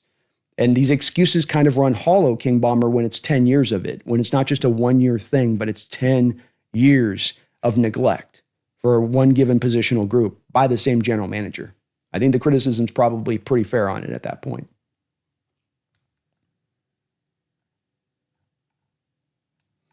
Roy Froelich, thank you for the $5 donation, Roy. Very kind of you, man, and appreciate you as well. All of you guys that are donating as well as being members of the channel. Very kind of you guys for doing that too. Thank you for that. What happens to Riq if we sign Jair or the Dolphins dude? Well, I think that if you signed either of those two guys, I think that the intention, Roy, is going to be that you're going for it this year. I think the intention is going to be that we want to get a couple of lockdown-like corners out on the outside to round out the defense, and that this is what's going to be the final step for this defense to get to a top final state. So I don't think that that would then mean that Riq would be moved as sort of a supplemental move to bringing in Ramsey or bringing in Jair. I don't think that you would do that, Roy. I think you'd roll it with those guys going through the year, and it's that you're trying to top the tank off. You're trying to make sure that you're stacking as much talent on the defense as you can, because you know that that's got to be the part of this team that kind of carries you through the day, through the season for the most part. Now, long term, it's kind of two different answers long term here, Roy, because with Jalen Ramsey, you're going to have him on multi-year deal. You don't sign him to an extension. He would be here, and long term, he would essentially be here to give you some insurance for if Riq leaves for free agency next year. You don't want to sign him to the extension. You just roll with Ramsey. You bring in another guy drafted, something like that. Could be the way that they look to roll with that if you brought in Ramsey. With Jair, I'm kind of expecting Jair to be a 1-year prove-it deal, Roy. I don't know if there'll be a team out there willing to give him like a 2-year 23 or something. I don't even know if Jair wants that. That's where it gets a little bit hard to know how those contracts will work. So if you get both Jair and Ramsey on a multi-year deal, it would probably signal then that you're not looking to sign Woolen past this season. But for the upcoming year, I don't think that it would mean that you would look to move Woolen, that you'd want to just stack those guys up, Roy, and just make it as strong as possible and give offenses no easy outs in the secondary. Whereas now, I think with Job, he can be functional, but you might be giving some teams some easy outs over there to attack Job from time to time, versus there not being any other kind of exits on this defense that you can go after for the most part. So nothing immediately, but long term, it could definitely be a signaling at that point of less intention to sign Woolen to that $20-25 million per year after the year goes through.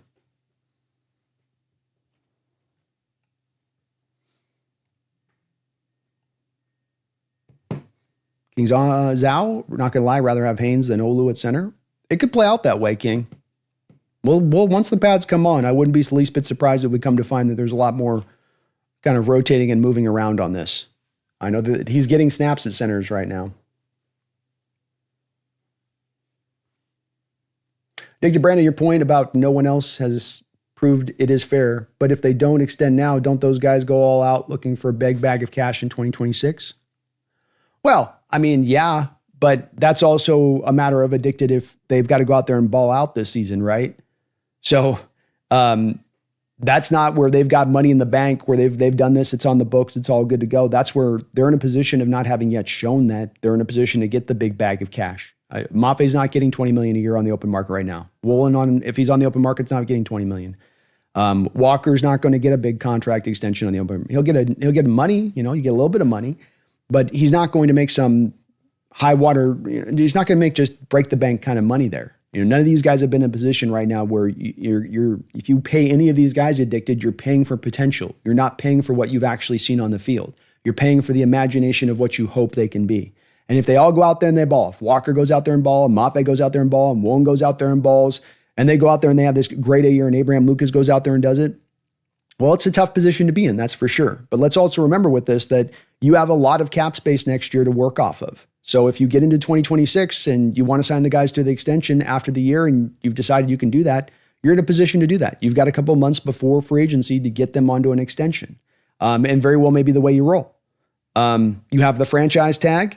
I can't kind of see addicted all four of them reaching this high-end potential this season. You might have two of them that do it, so you let one go. Maybe you franchise one. Maybe you move a guy that you franchise like the Frank Clark trade, get a first and a second back, something like that, if that went that way. There's some ways that you can go. What I'm trying to say is after the year to where now you're not just stuck in the pickle and watching the four guys walk out the door for nothing. And remember what that is. If they do go out there and they walk and you don't sign the extension and they go get those big contracts, you can then play the compensatory game to be able to get something back for them long term. So you're not just completely out for nothing at that point. But I think the issue in trying to think about signing the extension right now is just that you're more paying for the hope more than you're paying for the realization. And I don't think that you want to do that as an NFL team. I'd rather be overpaying for the realization down the line than overpaying for the hope of the realization, which may not come out to be down the line. I hope that's kind of a clear way of saying it.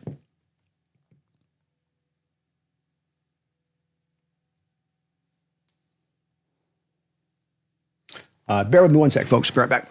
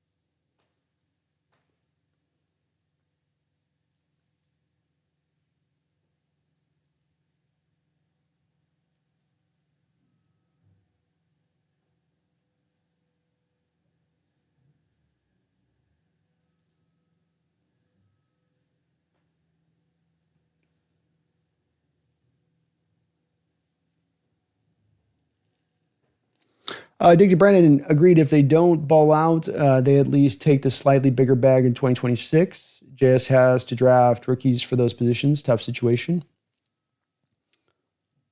If they don't ball out. Yeah, it is a bit tough. I mean, if you walk through it bit by bit, Addicted, they've done a pretty good job with being able to have some answers for if these guys go. With Lucas, he's not played a lot consistently over the last few years, and you've had to get around that. If he can play consistently, that'd be a big loss. If he gives you 17 games, he's out, that's tough.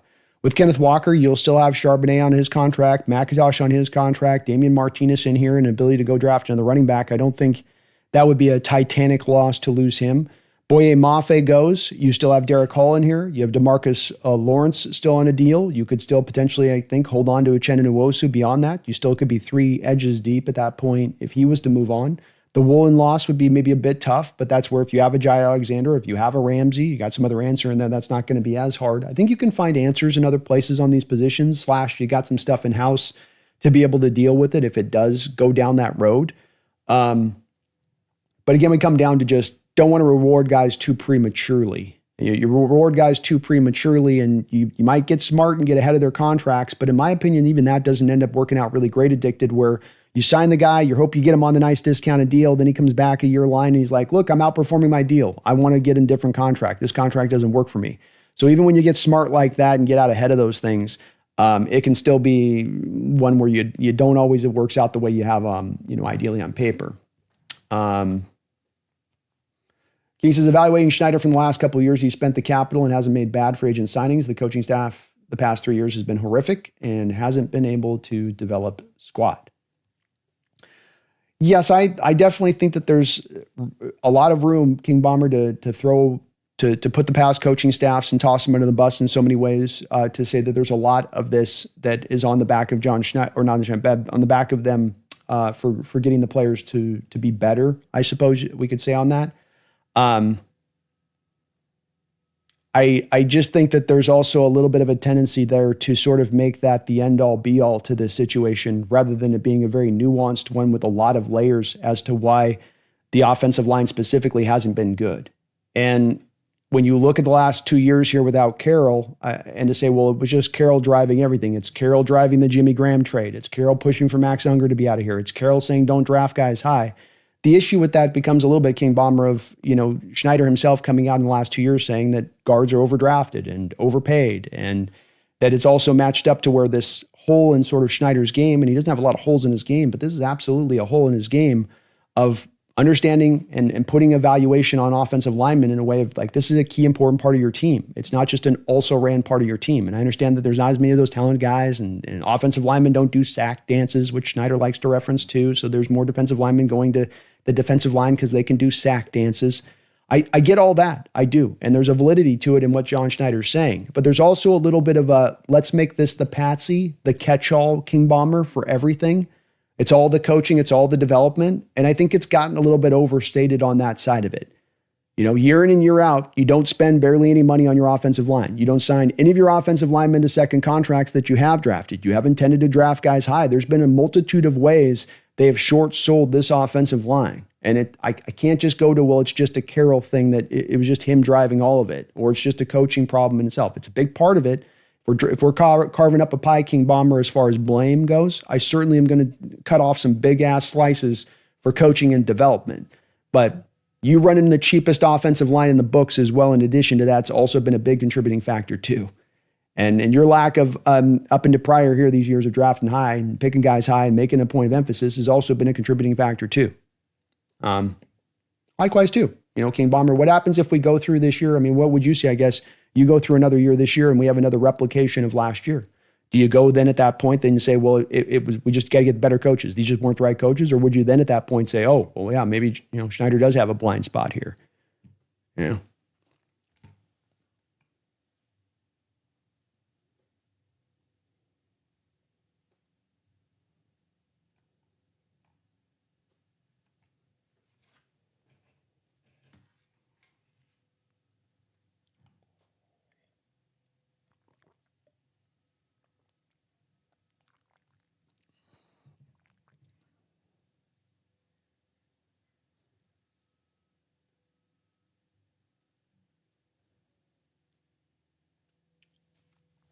Dune Moose says one thing about going into year 2 under Mike Mack is the reports is that a culture is being built well, a great culture.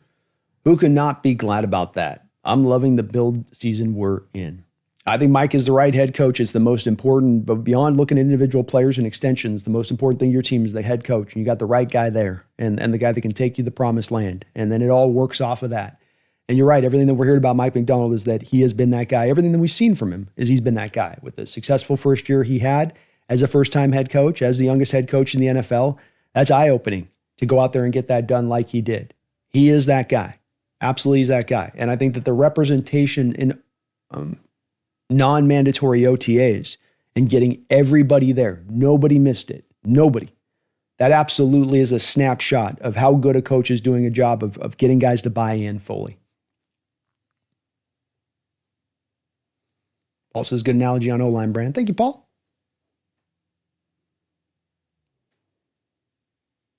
Iceland one blew up. The Iceland one, they get some volcanoes out there too. I know Indonesia just went out yesterday.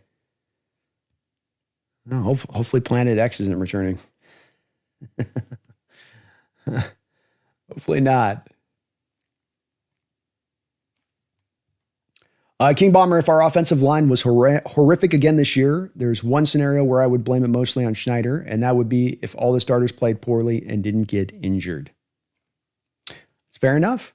It's completely fair enough with it. You know what I mean? And again, I'm hopeful for it, and I don't want to make it seem like I'm not putting the onus to where the coaching certainly is a part of this. Having good offensive line coaches versus having bad offensive line coaches and what they wrought out, King Bomber, is absolutely a true part of this. And that pie slice is a big pie slice here. But I think John's got also some culpability here on this as well that just can't be tossed away in happenstance and just sort of like, well, he was just riding along doing his best, which is a little bit of where there's the vibe of that coming off the back of this. And that's where I would just like a little more feet on the fire with John. Not the feet to the fire saying John needs to be on the hot seat, but feet on the fire of like, John, get this thing corrected. The thing I've gone back to again and again on this King Bomber is you had the highest paid offensive line in the sport in 2013 when you went to the Super Bowl. The highest paid. Nobody in the NFL, 31 NFL teams were not spending as much money on their offensive line the year you went to win and won a Super Bowl as you. And John had that as an understanding of that. When we went to that Super Bowl, yeah, we had Russ. Yeah, we had the Legion of Boom. Yeah, we had Marshawn Lynch, but we also had this thing too, this as well. And it seemed like every given year, then moving away from that, you sort of tried to spend less and less money than upon that offensive line after that point. And that's the part that's been a bit of a head scratcher to me, is if you didn't have it working, if, you King Bomber, you'd gone back to the LOB days and you had the LOB and you're paying all those guys, you had Russell and you had Marshawn, you had the receivers you were spending all the money on, and Zach Miller that was costing a tasty amount of coin. And then you just kind of gotten by on the offensive line. You just sort of muddled your way through it. I'd completely understand with John going, look, this is a pathway that's worked before us once. Why can't it work again? Stay in the mode. This is our blueprint. But the blueprint wasn't that. The blueprint was that you actually invested, that you actually didn't just take your toe up to the line and try to do the bare minimum. You went past it. And because you went past it, you could then afford to have, you bring up injuries, King Bomber, or guys that don't develop. John Moffitt, 3rd round pick, didn't develop, wanted to party, didn't love football, didn't work. You had there was another high pick, you had Robert Gallery. Still remains with Robert Gallery, the biggest free agent offensive line contract that John Schneider has ever given out. Didn't play at all that year. Didn't play at all. 3rd round pick from just the prior draft over in Moffitt. Didn't play at all that year. But because you had spent so much money in your line, because you put so much investment in that offensive line, you had taken it past that line, you were able to overcome that. Whereas to your point on the injuries this year, we get a couple injuries, we're sank, right? We don't have the ability to overcome that because we didn't take it past the line. We didn't attempt to seek out taking it past the line. Gray's-Able, Josh Jones. Gray's-Able, Josh Jones. That was the totality of what you basically swung at to try to improve this thing. And maybe it's enough. Maybe it will be enough. But that's also where, when you look 10 years ago versus now, there was a lot different of an ideology in place than there is the one that's being implied right now.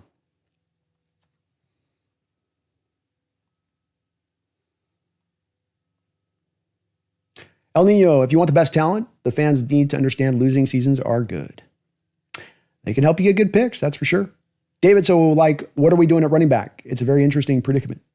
First world problems is what I like to call them, David. First world problems. And I think that Walker is going to be your guy that's going to get the opportunities. They're going to let him roll. And hopefully his health can hold up, but he is a back that's fairly well suited to this scheme. You'd like a little more size on those guys than maybe he has, but he's got the speed and the tackle breaking ability and the quickness to get those outside zone runs and be devastating on those kind of runs. So he's going to get, I think, a lot of the carries. Charbonnet is going to be interesting to see how they work him. He's not as much of your burst speed guy necessarily. So we'll see how he kind of fits into it. But I think there's room for all these backs to kind of find a role. Even Martinez to find his way in at times and get fitted in there, especially as maybe a short yardage kind of back. He would kind of suit to that role, I think, a little bit. But good problem to have, David. And for a team that wants to run the ball, remember, we've had a lot of years here, I call it the beast mode curse, where you want to run the ball a lot. You're going to get running backs banged up. You need to have a stable of backs you can call upon. So if you lose your one guy, you got another guy. If you lose two guys, you got another guy, and you don't take a huge step back at the talent of the position if you got to go to number 3 or number 4. And the Hawks have set themselves up, I think, with as deep a running back room as we've seen here in Seattle, maybe in the entire time here with Schneider. You've had better top-end talent with the Marshawn there, maybe, but as far as full-on depth goes, 1 through 4, pretty good. King says, my biggest reason for standing where I stand in regards to the line is that the elite offensive lines in the NFL are built from the draft, and they're not all high first-round picks or anything. Certainly, there's a variety of ways to build a quality offensive line up. There is, to your point. Some of them can be high picks. Some of it can be just draft and development. You're right that there's not a lot of other teams out there that would take the approach of spending big on their offensive line, paying big to build it that way. That's not necessarily an approach that you go with that. So we come back to it too on the what we've gone. I think we've gone 10 years here, King Bomber, and I think that you've only re-signed one of your in-drafted. This is the part of that though that's an important part, King, right? Because those teams that draft and develop then pay those guys when their contract comes up after the rookie deal's done, right? But John's only got one guy in 10 years. one guy in 10 years that he's actually then given a contract to off that rookie deal. I think it was Britt. Britt was the only guy you did it on. So that's the part of that too to keep in mind there with it is that, yeah, you have the teams that go that approach with it, King, but then they don't have that hesitancy to then, not pay their guys when their rookie contract's up. Like a Damian Lewis comes up and they go, okay, we're going to give him the $13 million per. I would say that that's what those teams would do. That is another differentiation from the way John's done it here.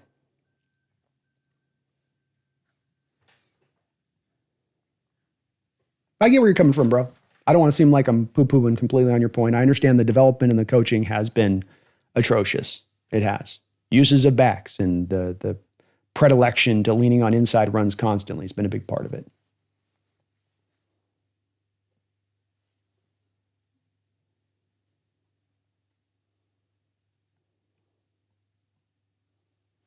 Yeah, and King, you're on it with this. So Philly has Lane Johnson, second rounders, third rounders, UDFA at left tackle. Detroit also has a bunch of guys in the draft. Right. But like you say, then they pay those guys when they come up. They then give them the money to, and in Detroit, they've got the bookend first round tackles on the edges. They continue to reinforce in their drafting high and getting guys high in the draft. Mahogany last year, coming back and getting Rattler this year. You keep reinforcing it. You keep hammering it.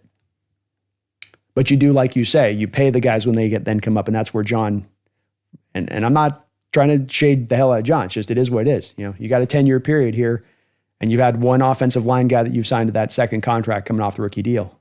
And that's the real key to what you're talking about. And I agree with it 100%. Draft development's the way to build great offensive lines. But then if you have the hole in your game to where you don't pay those guys after they come off the rookie contract, that plan all kind of goes to hell, doesn't it? And now all you're doing is hitting the reset button every 3 years. Yeah.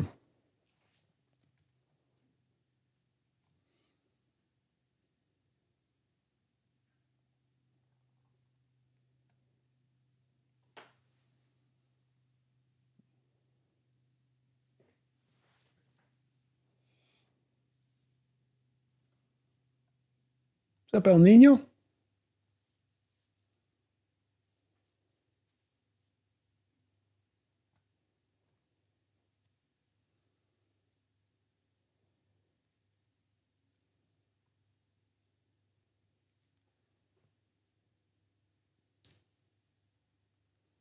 King Bomber says, and what's incredibly frustrating about that is that some of the guys that you didn't play well, you let walk and played well elsewhere. Yep. In Postic's case, you played him out of position through most of his career here before you let him finally into center in his last season. But yeah, that's the case with Lewis and Postic for sure.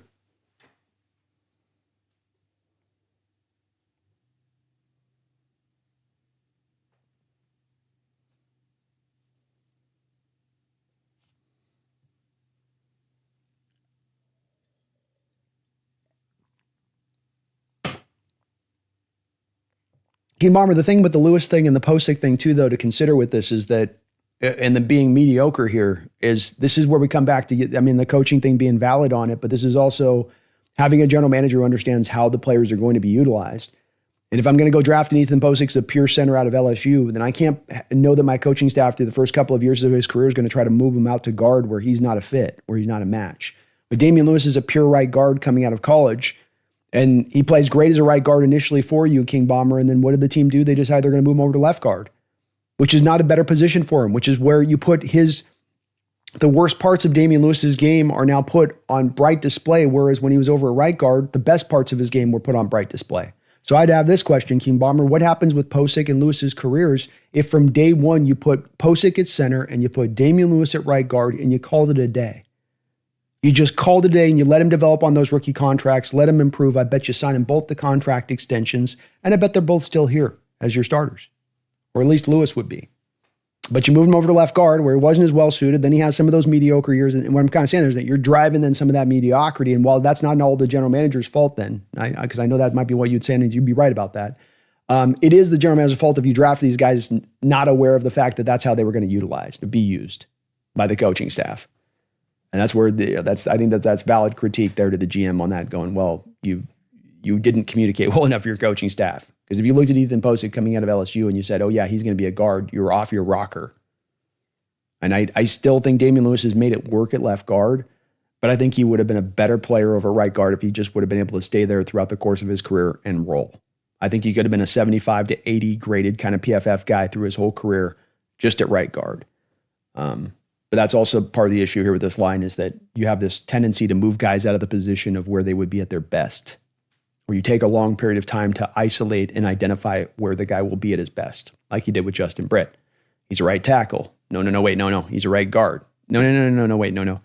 He's a center. It's kind of like throwing darts a little bit sometimes. King says, I agree, Brandon. I think that'll change with the Cross contract. I hope so, King, and I think you're right. I will actually be kind of surprised if they don't have a Cross extension done, if not by the time training camp starts, but like within the first couple of weeks training camp, the thing gets done. David Hatcher also would love a little more juice at nose tackle. I'm very excited about Reed Hankins. Love Reed's leadership, by the way. It's been the very cool part.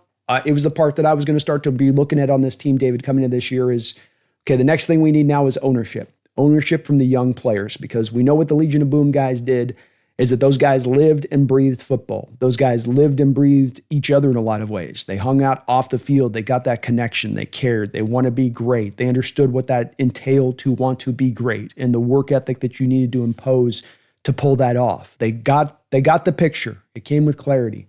And that doesn't happen, I think, for all locker rooms. I think it's, in fact, very much the outlier where you get a lot of locker rooms where these guys are multimillionaires and they're sort of doing their job, but they're going to do the bare minimum and get it done. That's it. So can you get those leaders that emerge that can kind of take that snapshot of the moment going, look, we got a chance to do something great here, but it means that we got to all be locked in. It means we all got to be connected.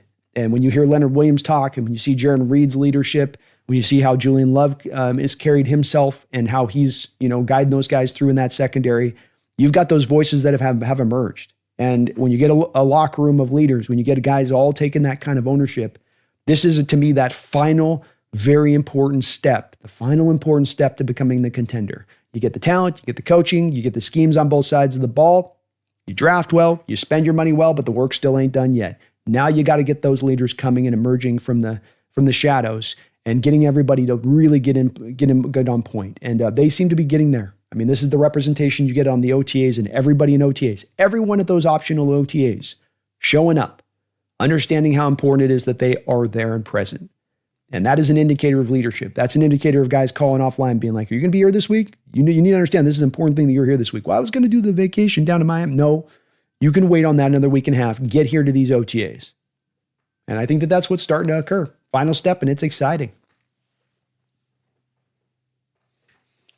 Dunes is talking about Posick and Lewis being used wrong, or not ideal. Glad we moved on from Pete. Yeah, that was one of the things with Pete that I just didn't like, is the incessant need to move guys around in a variety of different positions, especially in that offensive line, because it just wasn't for the benefit of those guys. It's a tough sport, and it's hard enough to just learn one position and master one position. Trying to learn and master multiple positions at once as you're a young player trying to learn how to be a pro, that's just so tremendously hard to do. King says, agree, Brandon. I think that's the difficult part to evaluate the past 6-7 years. It hasn't been easy, King. The thing too with these players is that the proliferation of the spread concepts, the lack of the running of the ball in the college game, so much is in the spread systems and a lot of just quick passes quickly out of the quarterback's hand. It's done. It's kind of wrecked the development process of offensive linemen. And I can understand John and a lot of other GMs kind of throwing their hands up at times going, these guys just aren't coming out the same way they once did. And it's damn frustrating. And it's hard to jump on both of them when there's so little tape to go off of. There's so little to base your evaluation off of because of the offense and the nature of what they're playing in. I mean, even take a guy like Zabel, for instance, King. Part of the reason that you go to Zabel is, and part of the reason that they're developing offensive linemen out of North Dakota State is because they actually are going to run some under center pro style concepts in the run game. And you're going to actually see a guy doing stuff he's going to do at the pro level a little bit more consistently. But it is a part I do want to not ignore too, is that the last 10 years have been a nightmare for trying to figure out offensive linemen by the way the sport has developed and changed and evolved. It really has. King said, let's hope that Schneider and Mike Mack era is a lot more in agreement. And so far the pick seems to be on point. Yeah. I think it's back to your point a little bit initially on this, King Bomber. We can't deny the fact that at least the alone from where you were from 15 to 20 and how many linemen you selected high versus how many linemen you've selected high over the past 3 years. First to Cross, third to Lucas, third to Haynes, first to Zabel. You're putting more in. So that part is coming forward. It is. Would have liked to see a little bit more last draft? Sure. But is it at least making progress? Absolutely. Absolutely. And hopefully you're right. They've learned their lesson on this one and understand the right way to go. King says, could only imagine if they traded up and took Booker and wasn't a fit on the scheme. That would have been wild to watch. Yeah. That would have been definitely wild to watch. King, was definitely an unorthodox relationship where the head coach had more say than the general manager on how to build the team. True. And it does get hard to necessarily hold John's feet to the fire during that period because you do know that he had a guy who had oversight over him. And like you say, it's a very, very rare situation and growing increasingly more rare in the NFL, King. And for good reason, probably. For probably this exact reason. Probably exactly. I think definitely gave Carroll the advantage when he knew a lot of guys coming out of college slowly turned to a disadvantage. Yeah, agreed. I think too with Carroll and I was getting some food yesterday talking to a Raider fan about this. You know, it's with Carroll, he's got a lot of good things to his game still as a head coach, I think. And I think that he can definitely find success there with the Raiders. But, you know, the key is that Carroll's got to understand he has to evolve and he cannot just remain stagnant, you know, and that I brought this thing defense from USC and my brand of DSC to Seattle. And we're going to do that exact same thing in Seattle. And I'm going to go through 15 years in Seattle. And then we're going to go to this new Raiders job and do exactly the same way there. The game is always changing. The game's always moving and you've got to be moving with it. And if you're not, you're going to get left behind. But that's really the cool part with Carroll is it's like, much like our team or Schneider, it's like he knows exactly, I would hope, to what he needs to correct. And it's not all like, to me, broken beyond all repair with Carroll where he can't find success with the Raiders. I think he absolutely can. I think he can still motivate players. I think he's still one of those coaches that gives you that high floor on a team year in and year out because of how he's able to motivate guys on a weekly basis. Just can the scheme come forward with Carroll? Can he evolve and modernize a little bit in his approach in a lot of different areas? That is really going to be that big key for him. Mr. Isaac, which player are you most excited to watch this year, Brando? Great question. Great question.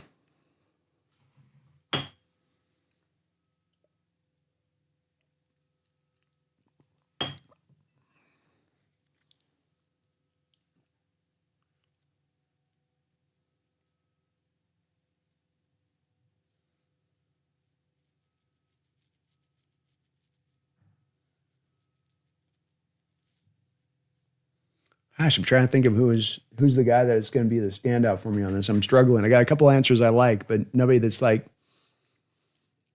I'm kind of stoked to see a full year of Abraham Lucas healthy.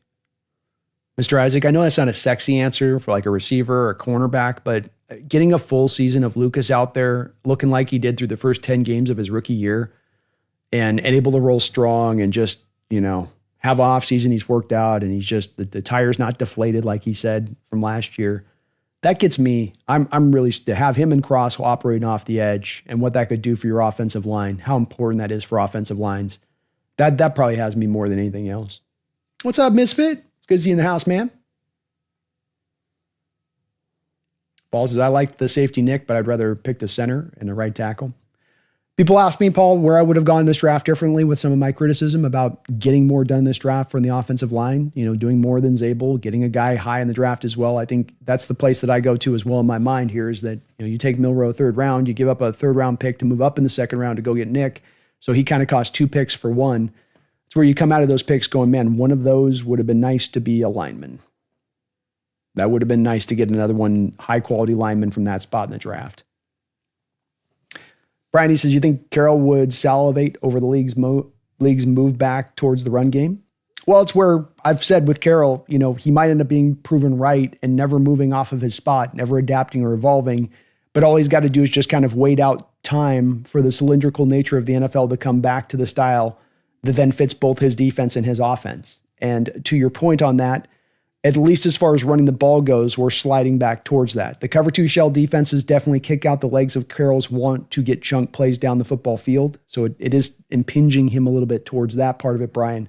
But yeah, when it comes to stopping the run first defensively being now where that's becoming more of the most important thing again, that's becoming as important thing as stopping the pass. That really leads well in his defense. And then running the ball is where he wants his offenses to be leading with on their side of it. So there are parts of this where that it's like if you have a circle, right? And Carroll's defense is dominant here. And then it goes through its process where it's like, okay, a little less dominant, a little less dominant, a little less dominant. Not quite as dominant, not quite as dominant. Oh my God, it's a sieve. Everybody's going after it. Everybody's attacking it. Everybody's destroying this defense. And then you get to the back half of the circle where now the improvement comes back. Okay, well now it's not as bad. Now it's starting to find some answers there. It's coming along. It's making some moment. Oh my God, we're getting back to being dominant again. Oh, whoa, back to the Legion of Boom days. And then you get to here on the circle. So it's like, you just think about the NFL and this constant change of it goes to here, then this adjustment happens, and it goes in, and then it comes back around to this. Goes to here, goes to this adjustment, then it comes back around to this. And so with Carroll, never change the way, just stay in the pocket, and eventually it comes back to where your style of ball ends up winning again by that cylindrical nature of the NFL. And it's the truth. It's cover 3 defense with Carroll and Legion of Boom. Then you get Sean McVay's option routes, in-breaking routes to attack the cover 3 and the off coverage, and to take the short passing attack. And go at that. Okay, well, defenses are now going to squeeze up a little bit on those routes. Okay, now deeper stuff opens up. Let Russ Cook era that pops up for a moment there. Oh, defenses transition into the cover 2 shell. Take away the deep stuff. Okay, now we come back to having to run the ball. Offense does this, defense does that. Offense then has to do this to counter. Defense has to do that to counter. And this is how we get in that circular, cylindrical nature of the sport a little bit. And why it makes it so cool. Because so many sports, things just kind of change or they remain the way they are for 5, 10, 20 years. And there's not a lot of movement year in and year out. Football is always changing, always adjusting.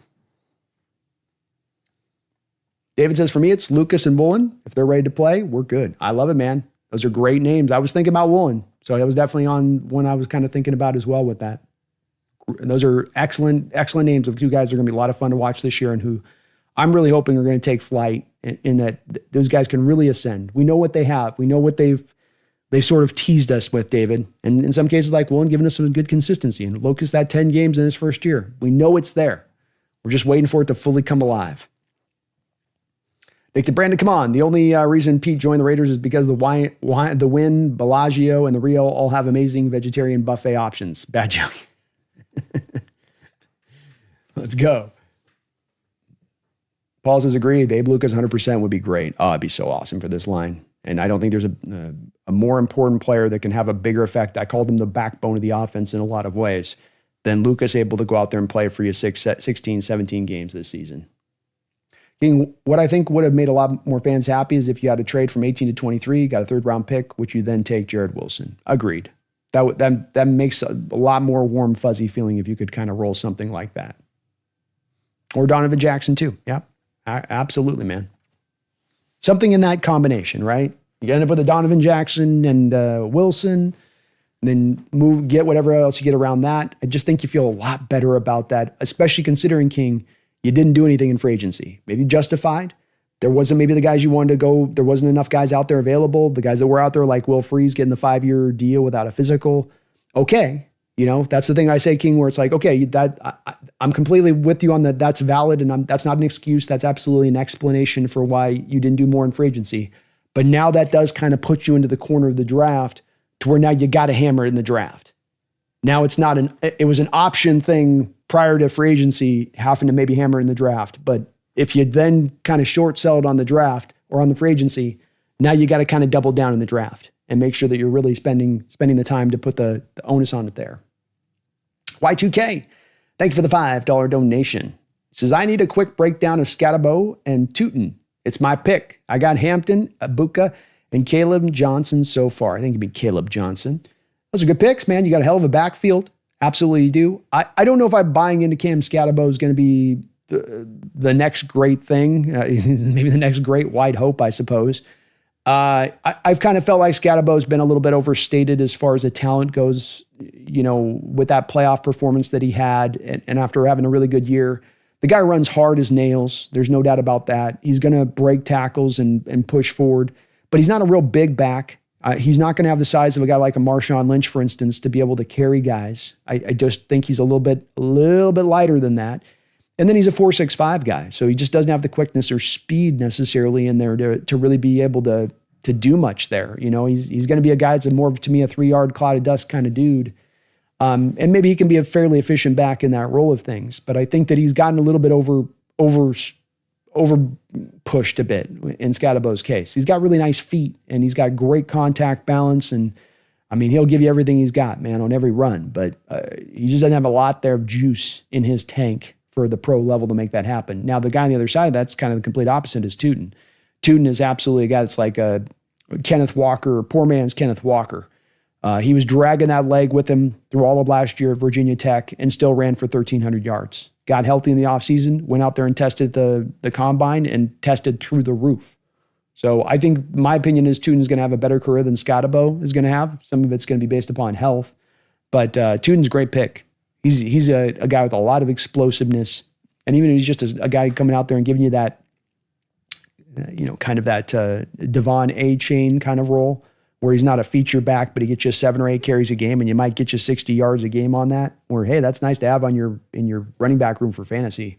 If you just got that Y2K, like you come up to a week and the guy's out and I'm going to get my 8 or 9 points off this guy at least. Maybe he'll go get me a touchdown. And he's going to be a factor out of the backfield too. He's got some good hands out of the backfield. But Hampton's your guy, man. He's going to make your money. Buka might be tough. That Buccaneer team wants to run the football and they've got about 5 real quality wide receivers. So it's going to be hard for him to find a lot of touches in that offense. But, especially two guys that are kind of slots there on that team as they kind of stands right now in Godwin and Ibuka. Brian High, even at broken clocks, right? Twice a day. That's right, Brian. Eric says, I'm excited to see if Zach can take the next step and take over at running back. We'll see, Eric. I think it's all kind of all on the table. And one thing with Zach is he might just get to that starting spot, Eric, if just Kenneth can't stay healthy. And Walker was again in OTAs here dealing with an ankle injury. Guy just can't seem to stay healthy.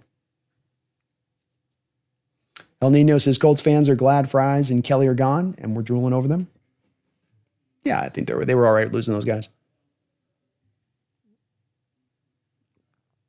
What's with this Dragon Ball Z title? I don't know. You gotta spice it up here on YouTube, Steven. If I just say Tariq Woolen deep dive, it doesn't do a lot title-wise. So got to try to get a little bit of spiciness in there. Bring some eyeballs on it. Bomber Brandon Peely might be the backup nose tackle. I think he'll make the roster. He could. It's possible as a guy out there on that, King. Definitely nose tackles, a little spot that you're looking for somebody to come forward and give a little bit of improvement. Just if anything, just to kind of free Byron Murphy up there to be able to go crazy. If you could pull it off, make it happen. King says, yeah, definitely hedges center more than it did prior. Yeah, absolutely. What's up, Burbside? It's good to see you, man. Hope you're having a good day. King says, the one thing I think Carroll will do differently is emphasize what he's learned in his off year. I'm hoping he does. I really do hope he does because I want to see Carroll succeed. I'm nothing but rooting for that guy. And I think that in some of his hires, bringing Graham in there as the defensive coordinator and then bringing in Chip Kelly, especially as an offensive coordinator, do give you a little bit of a peek into the fact that Carroll seems to be showing that he understands these changes he needs to make. And if he can do it, I know there's a lot of other parts to his game as a coach that are still very legitimate. And he's got a team there and a roster there in the Raiders. I know it's a hell of a tough division, but Genty that they drafted, a developing offensive line. They got Jack Besh in there at receiver, Block Bowers, Michael Mayer. They can go to 12 personnel looks very easily now. I like how they're set up, man. I do. Not too bad.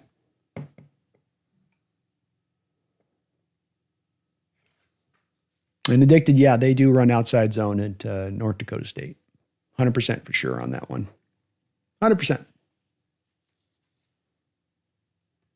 100%. Thank you again, Y2K, for that don't know. And appreciate all of you guys today on the donations. HHG, Y2K, Roy, Fimi. You guys are kind as ever on that side of it. I really thank you for that.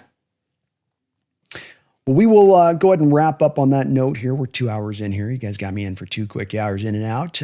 Do me a favor if you can for me. I know I ask a lot, but if you can for me, hit that like button. Maybe sub up if you get the chance. It does help the channel grow, and I really, really, really do appreciate it. Makes a big difference on the channel. You guys hitting that like button. And I thank you guys for doing that throughout this offseason. It has helped hugely with our like ratio and getting out there on that algorithm in the way that we do. We will be back here at 6 o'clock Pacific Standard Time, just a short 4 hours to finish off the positional rankings here for the defensive teams in the NFC West. Who is going to be at the top of the mark? Our Hawks didn't do particularly well last week in the offense, and that's just the way it is. But defense, I think you're going to find I'm a lot more optimistic on our positional ranking groups tonight as we go kind of debate that lively on the NFC West roundtable tonight. So please do jump back here and join me on that. We've got tomorrow a look at Derek Hall. We're going to be doing an evening show tomorrow, so 5 o'clock Pacific Standard Time. Tomorrow, we're going to be looking at Derek Hall and his game. And much like with Woolen, a lot of good parts of their game that you like a lot. He took a big step forward last year, especially as a pass rusher, but already also some things within his game that we got to look at that are parts that we're looking to take a step forward to improve for him to, much like Woolen, reach that final form that he has shown is there in his ceiling, in his ability.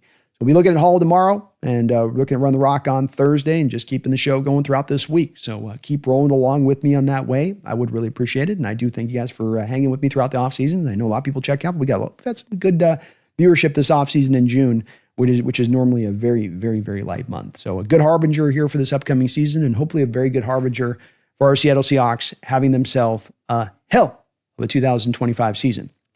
One final programming note, I am going to be getting the training camp stuff locked in here. So we're going to be going 31st, and I will be at the scrimmage game. So 2 practices and the scrimmage that they have down there at Lumen. I'm going to be at all 3 of those. So if you're looking at a day of maybe looking to attend training camp and you want to join me up on the berm, I'm going to be up there. I'd love to see some of my people up there, and we can kind of watch some of training camp together. But I will be in town here in June for those 3 days at the end of the month there. 31st, and we got the scrimmage, which I think is on the 1st, but I will be there for all 3 of those days. So looking forward to hanging with you guys there and meeting up and seeing some friendly faces, some familiar faces too. I was able to hang out with a couple folks last year, which was really cool. As you're doing this behind the camera and the microphone, you don't always get to connect in that way. So it does make it kind of nice on that side of it. So a lot lined up here. We got the season just about a month away to starting up with training camp. We're getting closer, folks. We're this bloody close, man. I can smell training camp, the fresh grass, the leather of the football. Can't you smell it? It's right there. It's right there around the corner. So we will get there soon, but I do thank you guys for watching. Back in just 4 hours with the NFC West Roundtable Show, and we're going to break down these positional rankings on the defensive side of the ball. But until that time, don't you ever forget. Don't you do it. Don't do it. Go Hawks.